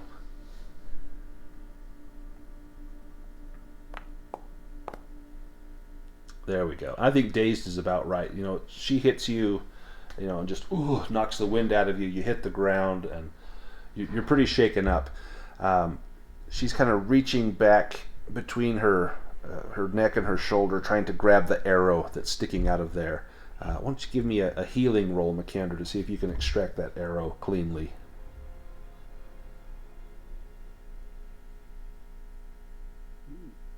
And I'm angry, so that gives me a Bane. Yeah. So you're going to lose one more hit point, Krisanna, as he just rips the arrow out. Yeah. Unless you want to push that. I'm sorry, but it looks like I'm going to push that. Oh, man. What did you say? Are you or are you not going to push that? Hey, we can talk about it. I don't... Because if you push it and fail, it's going to do additional damage. Yeah, it'll make it a little worse. And I've got a Bane on this. I'm angry right now. I have 3 HP left. Right. Let's not. Alright, yeah, I will not push it. Alright. See this? I'm bruised everywhere. I'm mad. I'm angry. I just grabbed it and yank. I'm like pretty angry. I didn't really think about it. I'm just limping. I'm like, let's get fucking out of here. These stifling tunnels afford little room for mistakes. Heed not the voice calling you to refuge, for it speaks only lies. Follow the silent darkness, and into the cult's black heart ye will emerge. You are in the ratways. As you begin skulking through this old abandoned sewer system, you can hear the chittering of rats from every direction. But even worse, as wounded as you are, you know this is probably a place you could rest. You might be safe here to try and rest. Now, of course, you have used up all of the rest that are allowed, but you would have a chance to maybe make some healing rolls if you want to linger here for about 15 minutes and try and bandage up some of your wounds. But Ingolfr's warning resounds through your mind that the voice calling ye to refuge speaks only lies. Oh, shit.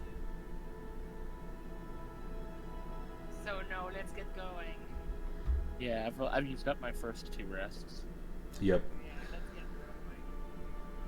As you skulk through this maze, every now and then you see a little rat scurrying here and there. And from the darkness, down different passageways, you see at first 2, 3, 6, 8, and then a dozen little twinkling eyes staring at you. You know that you are surrounded by voracious and hungry rats, and that were you to tarry, there's a good chance that they would come after you for a nibble or even more.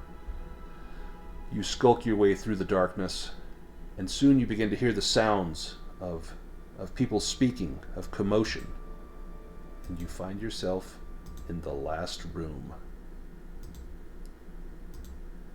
A wide pit occupies the center of this room, surrounded by scrawled, fiendish symbols. Steam rises through the pit from the magma below, clouding the space in sulphurous fog. Ariok, the cult leader, and a pair of cultist priests lair here, in the midst of some vile ritual. You recall Ingolfr's words, "Seize the shard, and make haste to return." Around his neck, you see an amulet, a talisman. Clearly that must be the Worldbreaker Shard. Let me put some figures on here. I'll show you where you came from. So you are both kind of down here towards the bottom.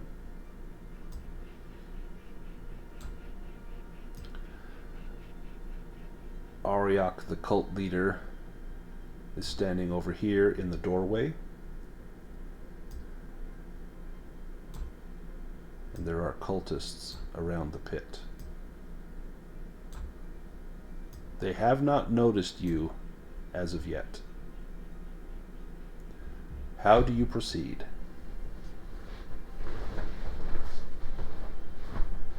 Yeah. Talking strategy right now. I think I'm not doing no sneaking, so I think our best hope is for me to distract them and maybe have Clara make a roll for sneaking first, so like, you know, I draw their attention, they don't notice her kind of deal. Yeah. So let me pull us into combat, but we can do these before the combat starts. So, Clara, do you want to make a sneaking roll? Yes, I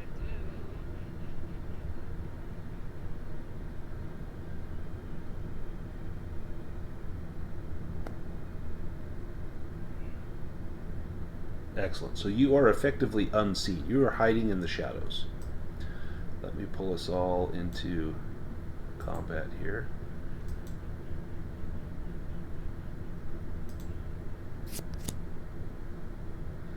Makander, you will go first, followed by a cultist, by Ariok, by another cultist, by Krisanna, and then the last 2 cultists. So the good news is these aren't monsters, they don't automatically hit, but the bad news is you are badly outnumbered. And if you recall, Krisanna, the last time you faced a bunch of cultists and a leader, many of them fled after you cut the head off the snake. You took out the leader and their courage faltered. So we will begin with Makander of Half Bay. They have not noticed you yet. If you want to call out a challenge to try and distract them, you can. You're also closest, or close enough to one, kind of the one here that's next to you. If you wanted to rush up, you maybe could bull rush him down into that magma pit. Oh, I think that's pretty thematic. Yeah, I'm pretty angry. I'm not thinking of chivalry right now. I would agree. Do you want to do your special duck ability to give you a boon on this roll?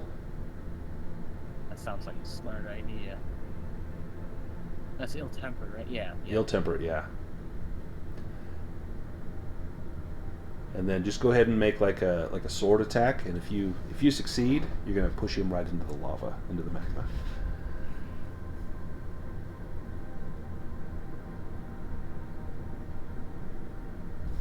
Is topple? Like, is that something? Would that be more? So those are optional rules. You could do topple if you wanted, but because you have the element of surprise, I'm gonna just say if you succeed, you just make a regular attack roll. We'll just count it as though you're shoving him. Topple would be to try and knock someone down. Ah. So. Oh yeah, you were supposed to get a boon on that. Yeah, you have. Oh, whoops. So let me take disheartened off of there. Yeah. Let But me the adjust that 5 for will you. work. I Yeah, got a the little fi- overeager. The 5 will work. There we go. Take disheartened off of there.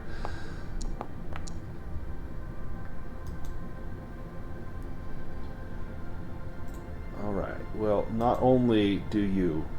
So here's what happens. That cultist, you rush up and you're just going to push him into the magma. But your sword cries out for blood, and you actually slash him from left shoulder down to his right hip, and the top right half of him sloughs off down into the magma first, and then you lift your webbed foot and give a kick to the rest of him, which flies forward, just 2 legs and an arm. It flies down into the magma with a hissing splatter as it strikes the hot, molten rock. So that guy is now in the magma. He is dead. Cultist number 1, seeing what has happened, will draw out his dagger, and he's going to rush towards you to attack. Target you here.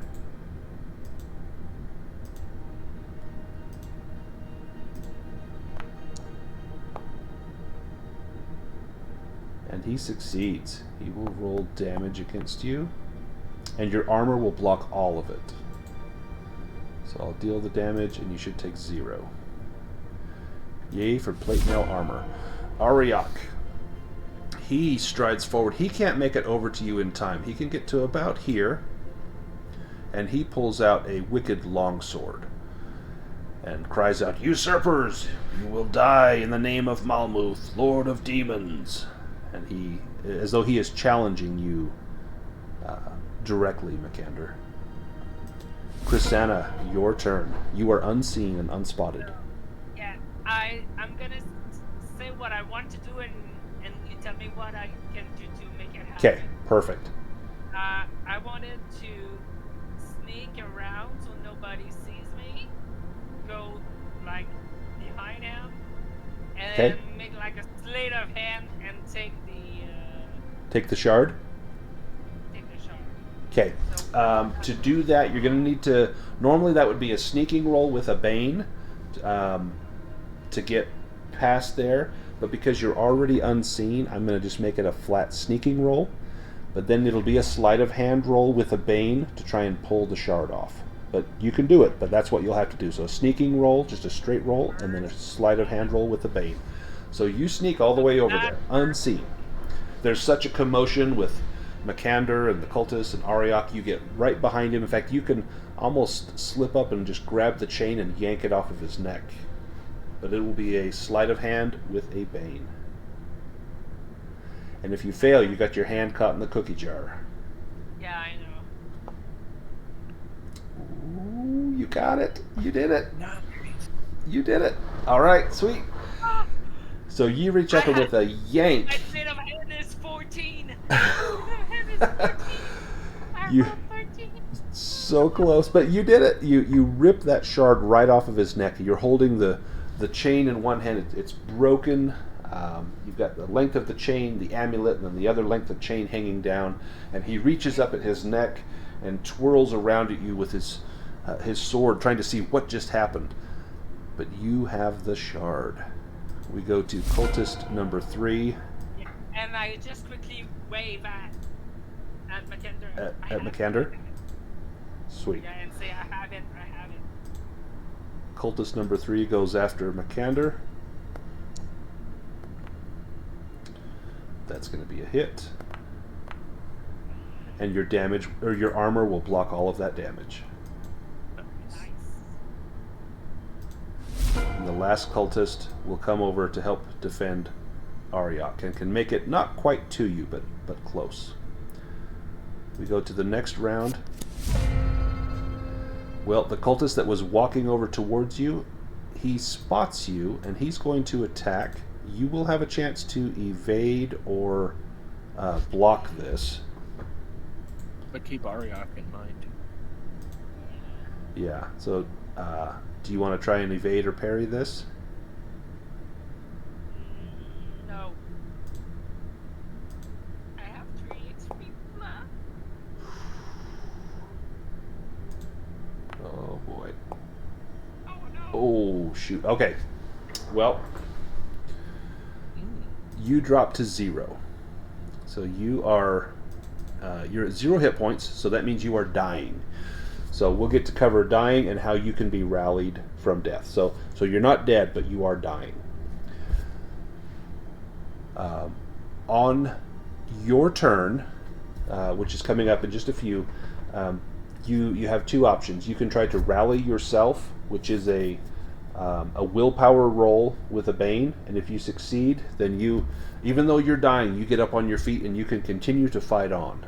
But at the end of your turn, you'll have to make a Constitution roll, and if you succeed, then that's a successful death save. If you can get 3 of those before you get 3 fails, then you are no longer dying, and you'll recover 1 hit point.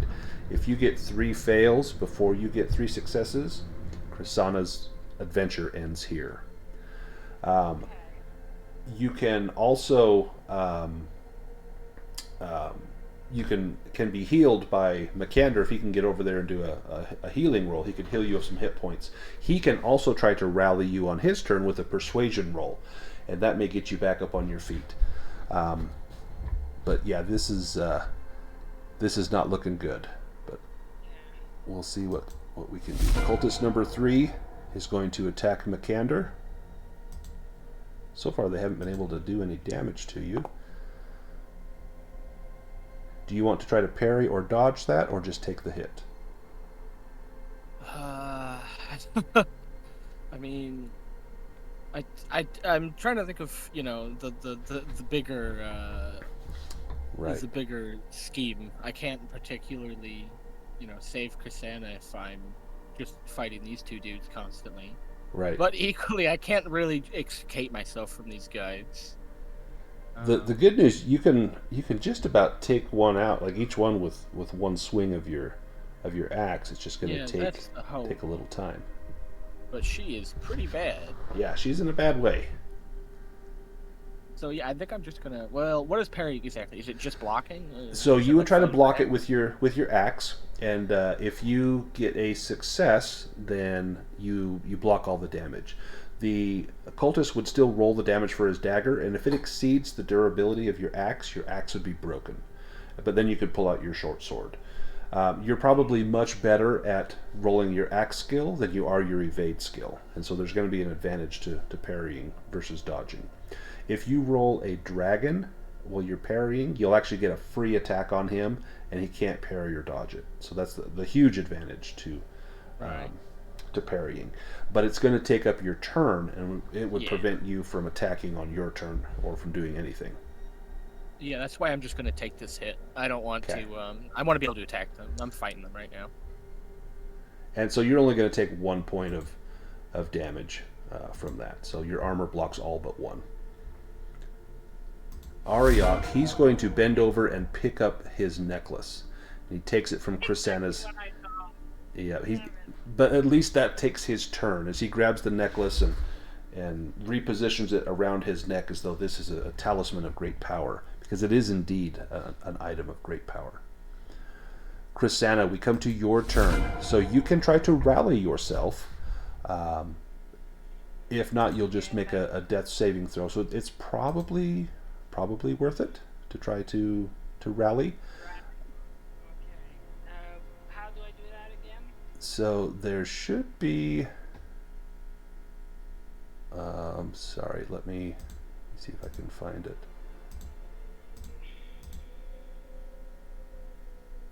I'm not seeing it on the chart. If you want to rally, we can just do it manually. You're going to make a willpower roll with a Bane. Okay. My willpower is good though, so sharpness.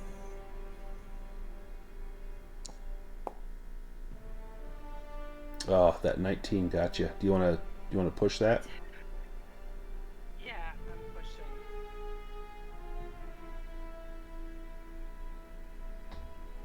Like I know it's not. No.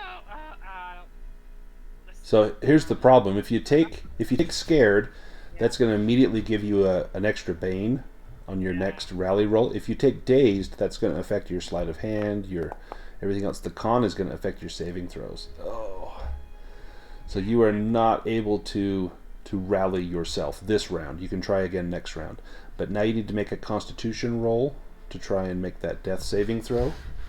And because now you are sickly, you're going to have a Bane on it. So it should automatically give you that Bane on there. Yeah.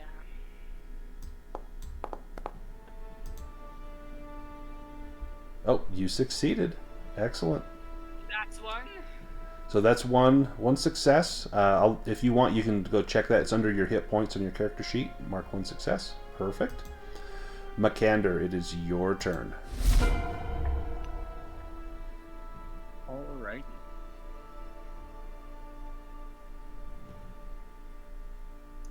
You feel like you hear a voice in your head that says, "Kill this son of a bitch."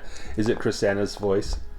Yeah. It is Krisanna's voice. Nice. Oh my goodness. Yeah, you just annihilate that cultist. You swing your axe back, after he stuck you in the back, and lop his head off. The cultist in front of you, he's just seen you mowing down his friends. He's going to make a willpower roll here, and I don't think I've got that skill for him. Let me just roll a d20. He needs to beat a 10. Oops, that should have been a 2.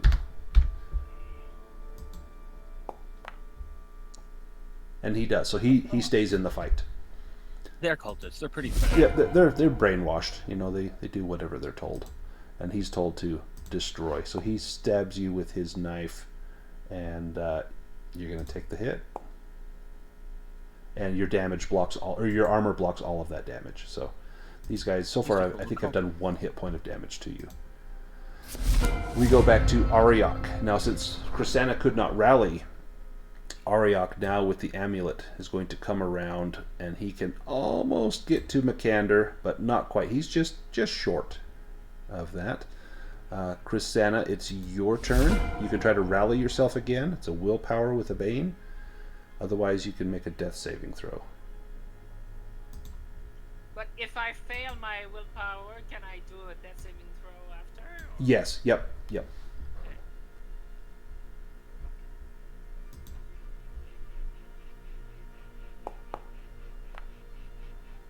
Oh, you rally yourself. So you rise to your feet. You still need to make a death saving throw. So you're at 0 hit points and you're dying, but you are back on your feet. So go ahead and make that death save. So that's a Constitution roll.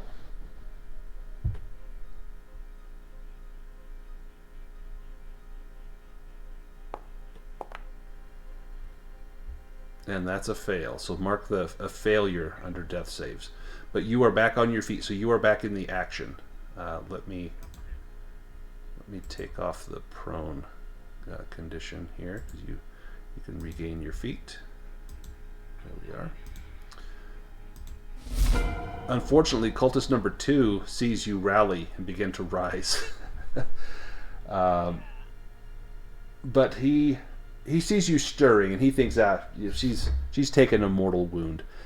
He's going to actually come around because Makander is the big threat now. Okay. And Makander, it's your turn. You can step forward and take on Ariok, or you can slaughter that cultist that you are engaged with. Honestly, yeah, Ariok's the big one, and judging how the damage they've been able to deal to me recently, I think I'm going for the big guy. Yep, I would He agree. challenged me earlier. That pissed me off. Yeah, I don't see any reason why you wouldn't go after him.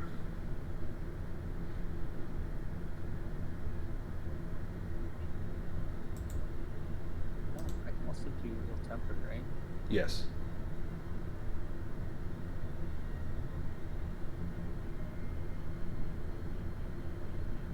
I don't know if that automatically applies to the... I don't think it does, so I think you'll want to add the... Right, yeah, because it still Add the says boon. yeah. There we go. And we'll take the 13. And Ariok has... he's had his turn, so he cannot dodge or parry. He's going to take the 9. But he does have some armor, so he blocks some of that. Cultist number 1, he's going to go after Makander. So far their attacks have been like water off a duck's back. Pun intended. Yes. Oh, this one's going to hurt. Oh. That it does. Yeah, you take 6 damage from that one. Ouch. We go back to Ariok. He will target you. You have the option to dodge or parry this. But he's coming in hot with the long sword. Oh, shit. Okay. So he got a dragon. So he can either do... well... Yeah, he's going to do double weapon damage. If you want to dodge or parry this, you're going to also have to get a dragon. Oh my goodness. Yeah. I mean, I feel like that longsword is lethal, very lethal, but the odds of getting a dragon are so unlikely that I don't want to waste my action. Right, yeah, you got a 5% chance of getting that dragon. I mean, I'm pretty hurt. Eating this is gonna suck, but yeah. What? I'll just take it. Oh. Okay. Oh, that's a lot of dice. That's a lot of dice. So Makander, you hit 0 hit points, and you fall down to 1 knee. Krisanna, your turn. You have rallied yourself. Yes. So, can I sneak and backstab Ariok? You sure can. No one is suspecting you. So, do I have a sneak with advantage, or? Yeah, I'll give you a boon on that because everyone has assumed you're dead, and they're all kind of standing around Ariok, just sticking, or standing around Makander, sticking with blades. I'm hoping that they think that they beat us both and they're fine.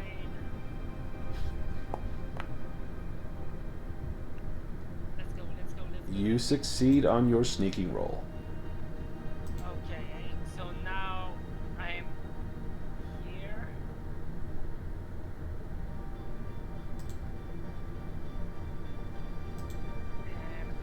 And Make an attack with a boon. It'll deal an additional 1d8 points of damage.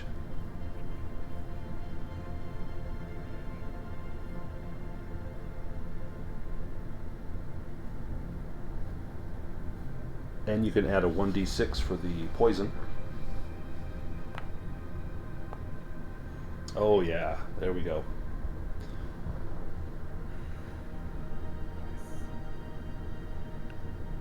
roll damage will do. I'm not sure it will do, so I will do. Yeah, we may have to add it separately. 8.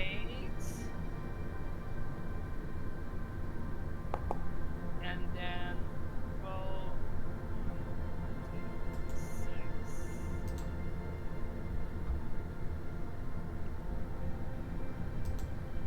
Nice.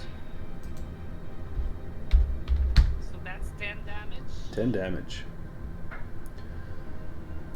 And then make a death saving throw as well. I forgot to have you do that. Okay. No problem. So that's a Constitution roll. I click on death roll. Oh, and it'll do it for you. Nice. Oh, so a dragon would be most excellent, but I think because you have a Bane, it counts the 12. So if you'd rolled the dragon, that counts as 2 successes. That would have been enough to bring you back up. Yeah. But because of that Bane. Cultist number 2, seeing you stabbing the boss, is going to go after you. Yeah, I understand. I tried, but it wasn't enough. Oh my goodness. Dang. Oh no, not a dragon! Well, so I'm dead again. I'm dead again. yeah, so the good news is it's just going to drop you to, or you were already at 0, and so it put We're you both at on the ground. at dead. Died instantly. It's not instant death though. What happens is it counts as a death, a failed death save. So you were already at 0, so you would have to rally yourself again, but it counts as a failed. So now you have 2 failed death saves. So there we go, perfect. So the good news is they think you're both dead. So Makander, it's your turn. You can try to rally if you want, and then you'll need to make a death save. But they think you're dead. They're probably going to just kind of walk away. They may kick you around a few times, but as far as they know, you guys are both down. Oh, that was. I think that's exact persuasion as well.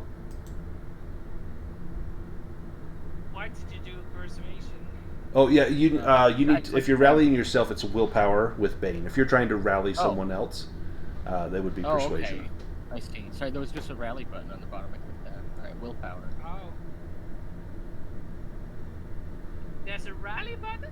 So yeah, so that would be to rally someone else. Yeah, I did not realize. Oh. Oh, that sucks. Okay, so you don't rally yourself, so you'll need to make a death saving throw. Yeah, there's a death roll button. On the left. Oh, it's the exact same die. And so you're going to take a fail on your Constitution roll. I'm going to take us out of combat because they think you're both dead. Let me just put you... Oh, hang on. I need to make you undead. Let me fix this. I tried 2 epic stuff that nearly worked. I'm so frustrated. It was so close. Let me pull you both back up here. So you're both still at 0 hit points. There we go. I managed to steal the thing, but he took it back, and I backstabbed him while he thought I was dead, and it still wasn't enough. Like, ah! So Ariok and the remaining cultists, they head over where they were. They leave your bodies there, and you're slowly dying, but you can hear them talking about the horrible desecrations they're going to do to you. Krisanna, you can try to rally yourself. Yeah. And then you'll need to make a death save, and you really don't want to fail that one, or that's the end of Krisanna. Really. And I have come to love Krisanna. I don't want to. Oh, okay. You rally yourself. So your eyes flutter, and you look over, and you can see Makander badly wounded. Give me a death save, Krisanna. Please roll well. This is the big one. Oh yes, I'm sickly too. Oh. No! You rally just in time to see Makander down. As tears stream down your face, you slump forward, and breathe your last. Makander, give me a rally roll. It's a willpower with a boon, or with a bane.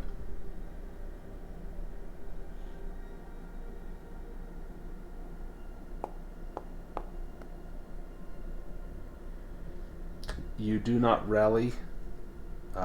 Give me a death saving throw.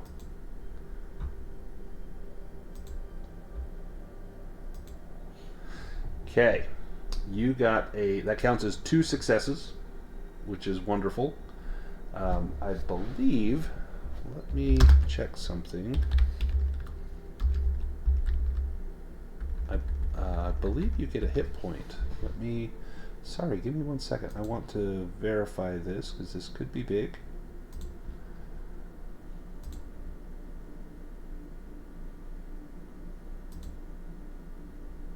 Let's see.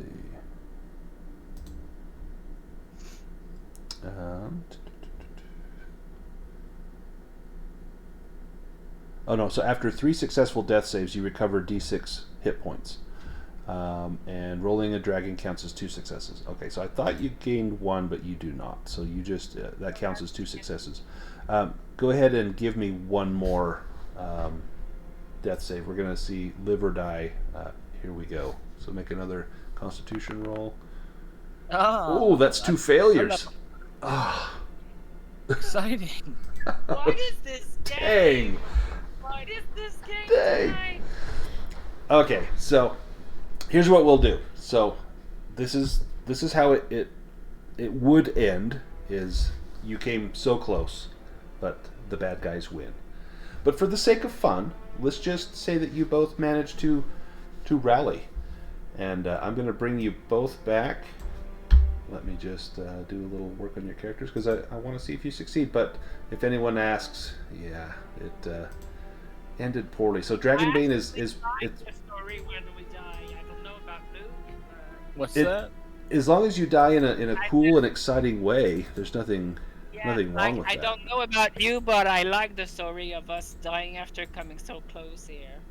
Yeah, endings are beginnings and all. Exactly. Yeah. And so now Makander's, cousin Buckander or something is going to come back and avenge him. Let me get rid of the death condition on here. And it's going to be Krisanna. there we go. Perfect. Okay. So let me drag you guys back on here.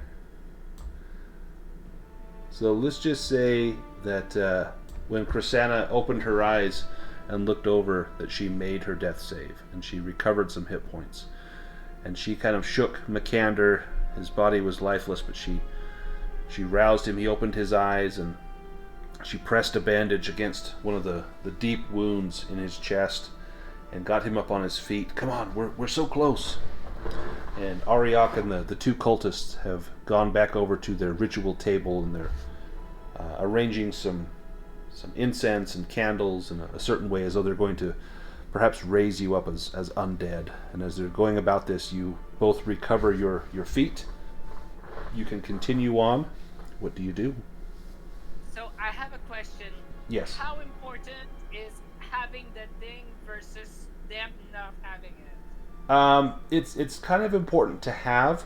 It comes into play, like if you continue on this story, I think there's 3 more adventures that we could do, and ultimately you're gonna craft that gem into a weapon. Okay, so we need it. Yeah, so it's pretty important. It's not so important that Ariok dies, but it's important, like how you tried to steal it. That would have been perfect had you been able to get away with it. Yeah, I know. I was so happy, and then. Oh yeah, you had it in your hand. It was so close. So, Krisanna, what would you do? You were the first to rally yourself.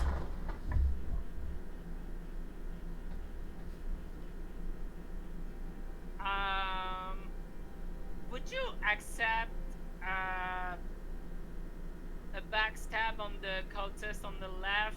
I sure Hearing would. that he thinks I'm dead? I sure would.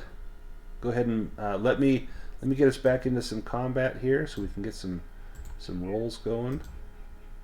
So everything is distracted, I'm gonna be like, oh, All right, you're up, Krisanna. alright. I'm gonna backstab that motherfucking bitch. And then Ariak will just immediately kill you. Thank you, I am worried about that. Listen, I'm mad. So, Oh, you know, it brought Ariak back with full hit points. Let me fix that. He had lower hit points than that. Sorry. Give me 1 second. but I'm not attacking Aryak right now,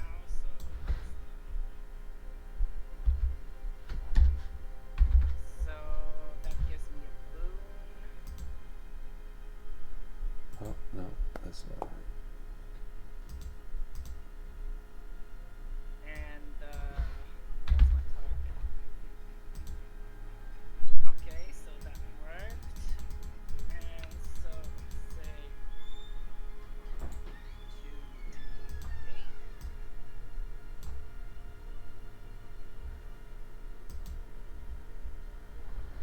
Did I know I made a mistake? Oh, you did do the slash first, so slash R and then 2d8. And then add a 1d6 for the little bit of poison still left on your blade. Oh, there's still a little bit of poison.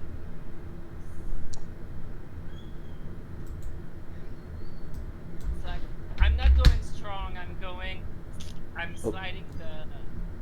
I think I added that wrong, but that was close enough. You managed to take him out with the backstab. Like, really trying to make the less noise possible. Okay, yeah, maybe you slit his throat and then slowly pull him down to the ground, and Ariak and the other cultists don't seem to be aware of this. The last thing they're expecting is that the halfling somehow survived. Makander, you regain your feet. How do you proceed?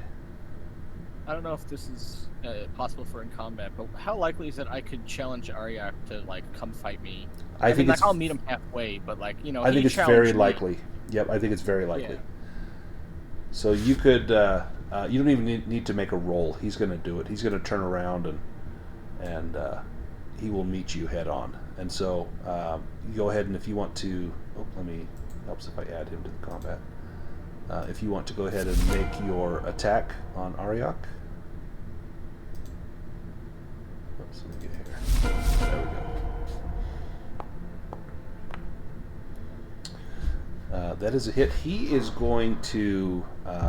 He's a little smarter than the average guy. He's going to try and parry that with his longsword. Well, worst comes to worst, at least he uses his movement. Yeah. This is like a proper duel. So he parries. So go ahead and roll damage, and he does have that does not exceed the durability of his longsword. So your axe clangs against his sword. There's a shower of sparks that come off of there. Cultist number 1 will not get involved in that duel, but will go after Krisanna. I thought you didn't see me. Yeah, let me. I think I agree. I like that. Because, you were sneaky, and then Makander called out the challenger. He would be looking the other way. I like that.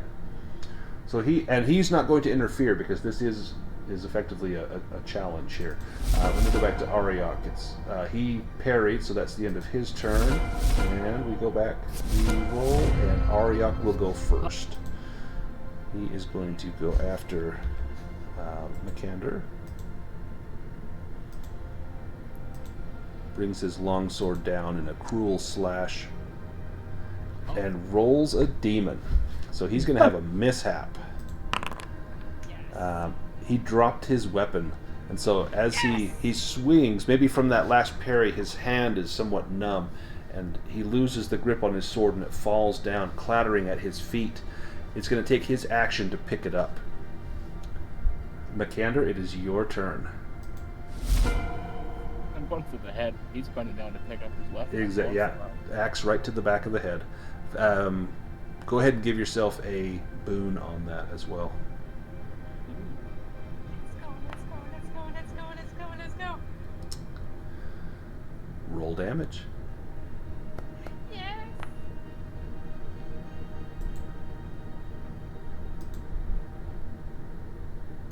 He's got 1 hit point. Oh man. Cultist number 1 is, come on, Auriok, you got him, and he's got his knife out, encouraging Auriok to continue. Krisanna, your turn. Can I have a roll of something that would like that could give like an encouragement to Makander? Yeah, you could do a persuasion roll and encourage him to give him a boon in combat. That might reveal yourself a little, though, probably. That is true. And you could do sneaky backstab again. This guy is not paying attention. Yeah, that cultist he does not see you if you want to sneak up and take him out. But do I have any willpower left? Oh, you do not. So you could do it the hard way. You would have to make a sneaking roll with a Bane, and if you succeed, then you could do that sneak attack. Okay, I'm gonna try it the hard way. Sneak with a Bane.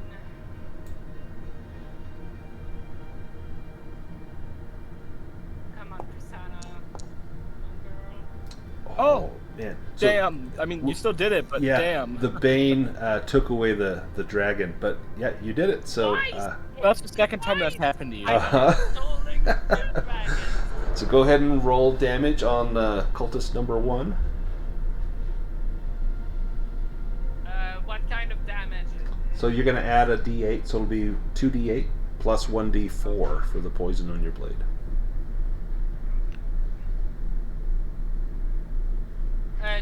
Do I have to roll an attack before? Yes. Oh yeah. Sorry, please make an attack. But do I I just still did- have my boom? Or... You do, yes. You still have your boon.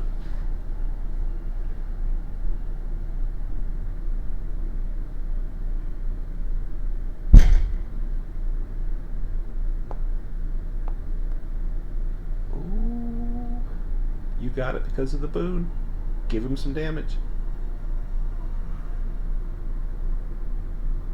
So if I do that... There, and then, okay. Boy, you are just like a one halfling wrecking crew here. This guy, he was like next to be promoted, and you just took him out. And we go to Makander. And again, I did it very silently, so Arya doesn't know I'm there either. Oh, he's in a fight for his life. He just took an axe to the back of the neck, and he's going to have to try and parry this.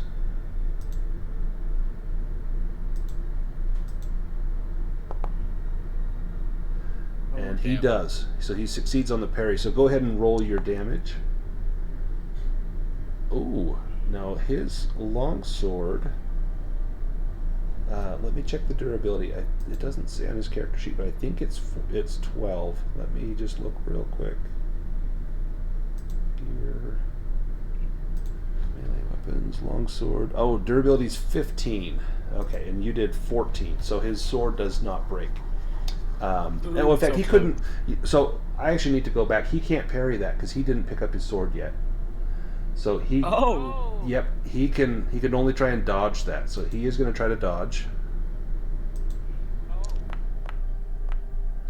And he fails on his dodge. So go ahead and deal damage. You got to deal at least 5 because his armor's going to block 4 of it. Oh yeah. Okay. Why don't you tell me how Auriok dies and you reclaim the Worldbreaker Shard? Oh my I mean, God. I hit him in the head, and he's grasping around for his blade, but, like, he's hit in the head. He has 1 health left. I don't think he's even really, like, going for it. He's just, No. like, he's just grasping around on the ground like a fish, and I just finish it. I just take his head. Get the Nice. necklace off. It's easier now. Right? Just slides right off. You do you hold up his head? Do you hold up the necklace? What does Makander do? Ooh. I would throw the necklace to Krisanna. Wouldn't that be fun? Nice. Right next to the chasm, which is pretty risky. Oh, right, yeah. Make an agility roll, Krisanna, to grab that. All right. Do not roll a demon. I hope not. I have 18. Come on. Okay, you catch it in your hand. It's covered in blood, but you've got the amulet. Like, I You're kissed him. hard earned Like, I through kissed trial. Like, Excellent.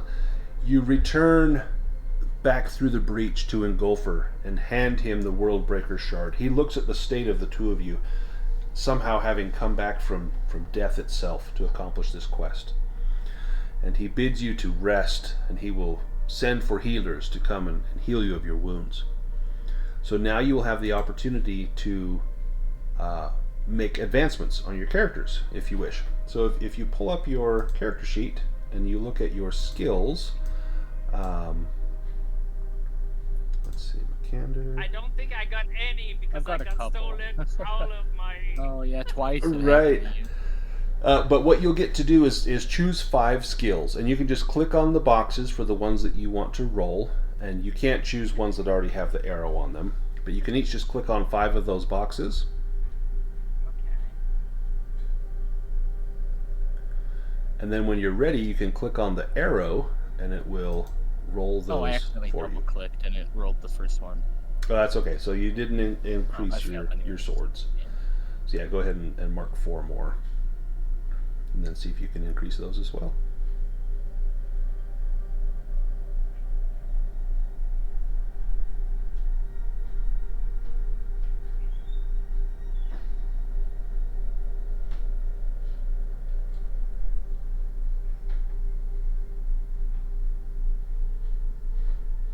And I click them again, right? Yep, then just single click that arrow and it will make your roll, and it will tell you if you succeed or fail. Oh, a 19 is good. That's going to improve something.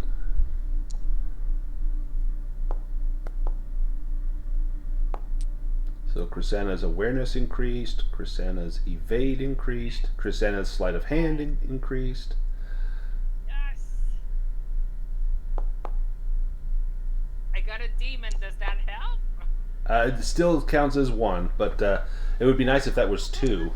And then if your skill ever gets to 18 and you ever make an improvement roll, the highest it can go is 18, so then you would just get a free heroic ability. Oh, there we go. So axes increased for Makander, myths and legends increased, and persuasion increased. Very good. So this is how you level up. You basically just improve your skills, and sneaking increase. So just like in real life, you know, the harder we work at something, the better at it we get. Same thing happens here. Your hit points and willpower points will pretty much remain unchanged. There is an ability that will give you some more willpower points, but for the most part, that's what you have. But you just improve your skills, and it makes you better at the things that you're doing. So now, like Makander, when you swing your battle axe, instead of needing a 14 or lower, now you need a 15 or lower. So you just got a 5% boost to that skill. So that is how Dragonbane works. You would then heal up all of your wounds and head out on your next mission and go and do more great things and conquer more foes. And we will be doing the Sinking Tower here soon. And if you want, you can use Krisanna and Makander with their upgrades from this adventure. I'll go ahead and save those if you want to. Yeah, I'd like that. Totally. I've already screenshotted mine. Awesome, excellent. So I'll go through and make sure that the characters are upgraded for that session, and we'll have a great time. Do you have any questions about Dragonbane, the system, or kind of how it runs? Or it's pretty easy to get a hold of, and it's bloody. It's very deadly, as you both found out, but it's incredible fun. I really like the combat. This is my best TTRPG session yet. Awesome. Oh, that's great. Yeah, it's so much fun because it's fast and it's deadly, and you have to manage. I cried. Like everything. I got everything. Like, oh, that was so awesome. It was fantastic. So I know you're both signed up for the Sinking Tower. If you wanted to continue on this, the duo quest. There's other adventures in the Alone in Deepfall Breach. I think there's a total of 5 that goes through this whole I'm path open of getting to the it. Worldbreaker Shard, and I can go ahead. We can schedule a time for that if you guys want to continue that, and you can just keep running with these characters and kind of take it from there. So I'm I gonna love go ahead. Krisanna. Yeah, Krisanna's amazing. She is so fun. Just this little tiny wrecking ball going through, and like how many cultists climbing did you the take bridge. out? Oh. Oh yeah, like just seeing her sneaking across the bridge, over that giant river of magma down below, just super fun. I'm gonna go ahead and get this recording posted. I'll have it posted today if you guys want to go back and relive your adventures. And A huge Oh, yeah. thank you. A huge thank you. oh, thank you. I had a blast. You guys are great fun to play with. I'm already looking forward to all of our future endeavors. We've got Tuesday, we'll do the session 0 for Call of Cthulhu. Then Yeah. we've got the Sinking Tower coming up. I think, are you guys both in the Vaesen as well? Yeah, Yes, Yes. Wicked Secret. That will be so fun. I'm Wicked really looking Secret. forward to that. Yeah, That was Priest. it's really cool. It's super fun. And then are you signed up for the Old Gods of Appalachia? I don't remember. No, we're not. We're not Okay. that Yeah, I think that one was a bad time for me. Perfect. Yeah, no, I'm going to end up running that one probably a couple times. I'm running it at a convention in the spring, and so I want to run it a few times and kind of tweak some of the things because I need to fit it in a certain amount of time, and so I need to run it a few times and kind of see where it fits time wise. So I'll definitely have that up again a couple of times between now and like the end of the year. So Yeah, I really like Alright. the sound of it. Yeah. excellent. Well, anyway, I'm going to go ahead and stop the recording, and we will continue our adventures very soon.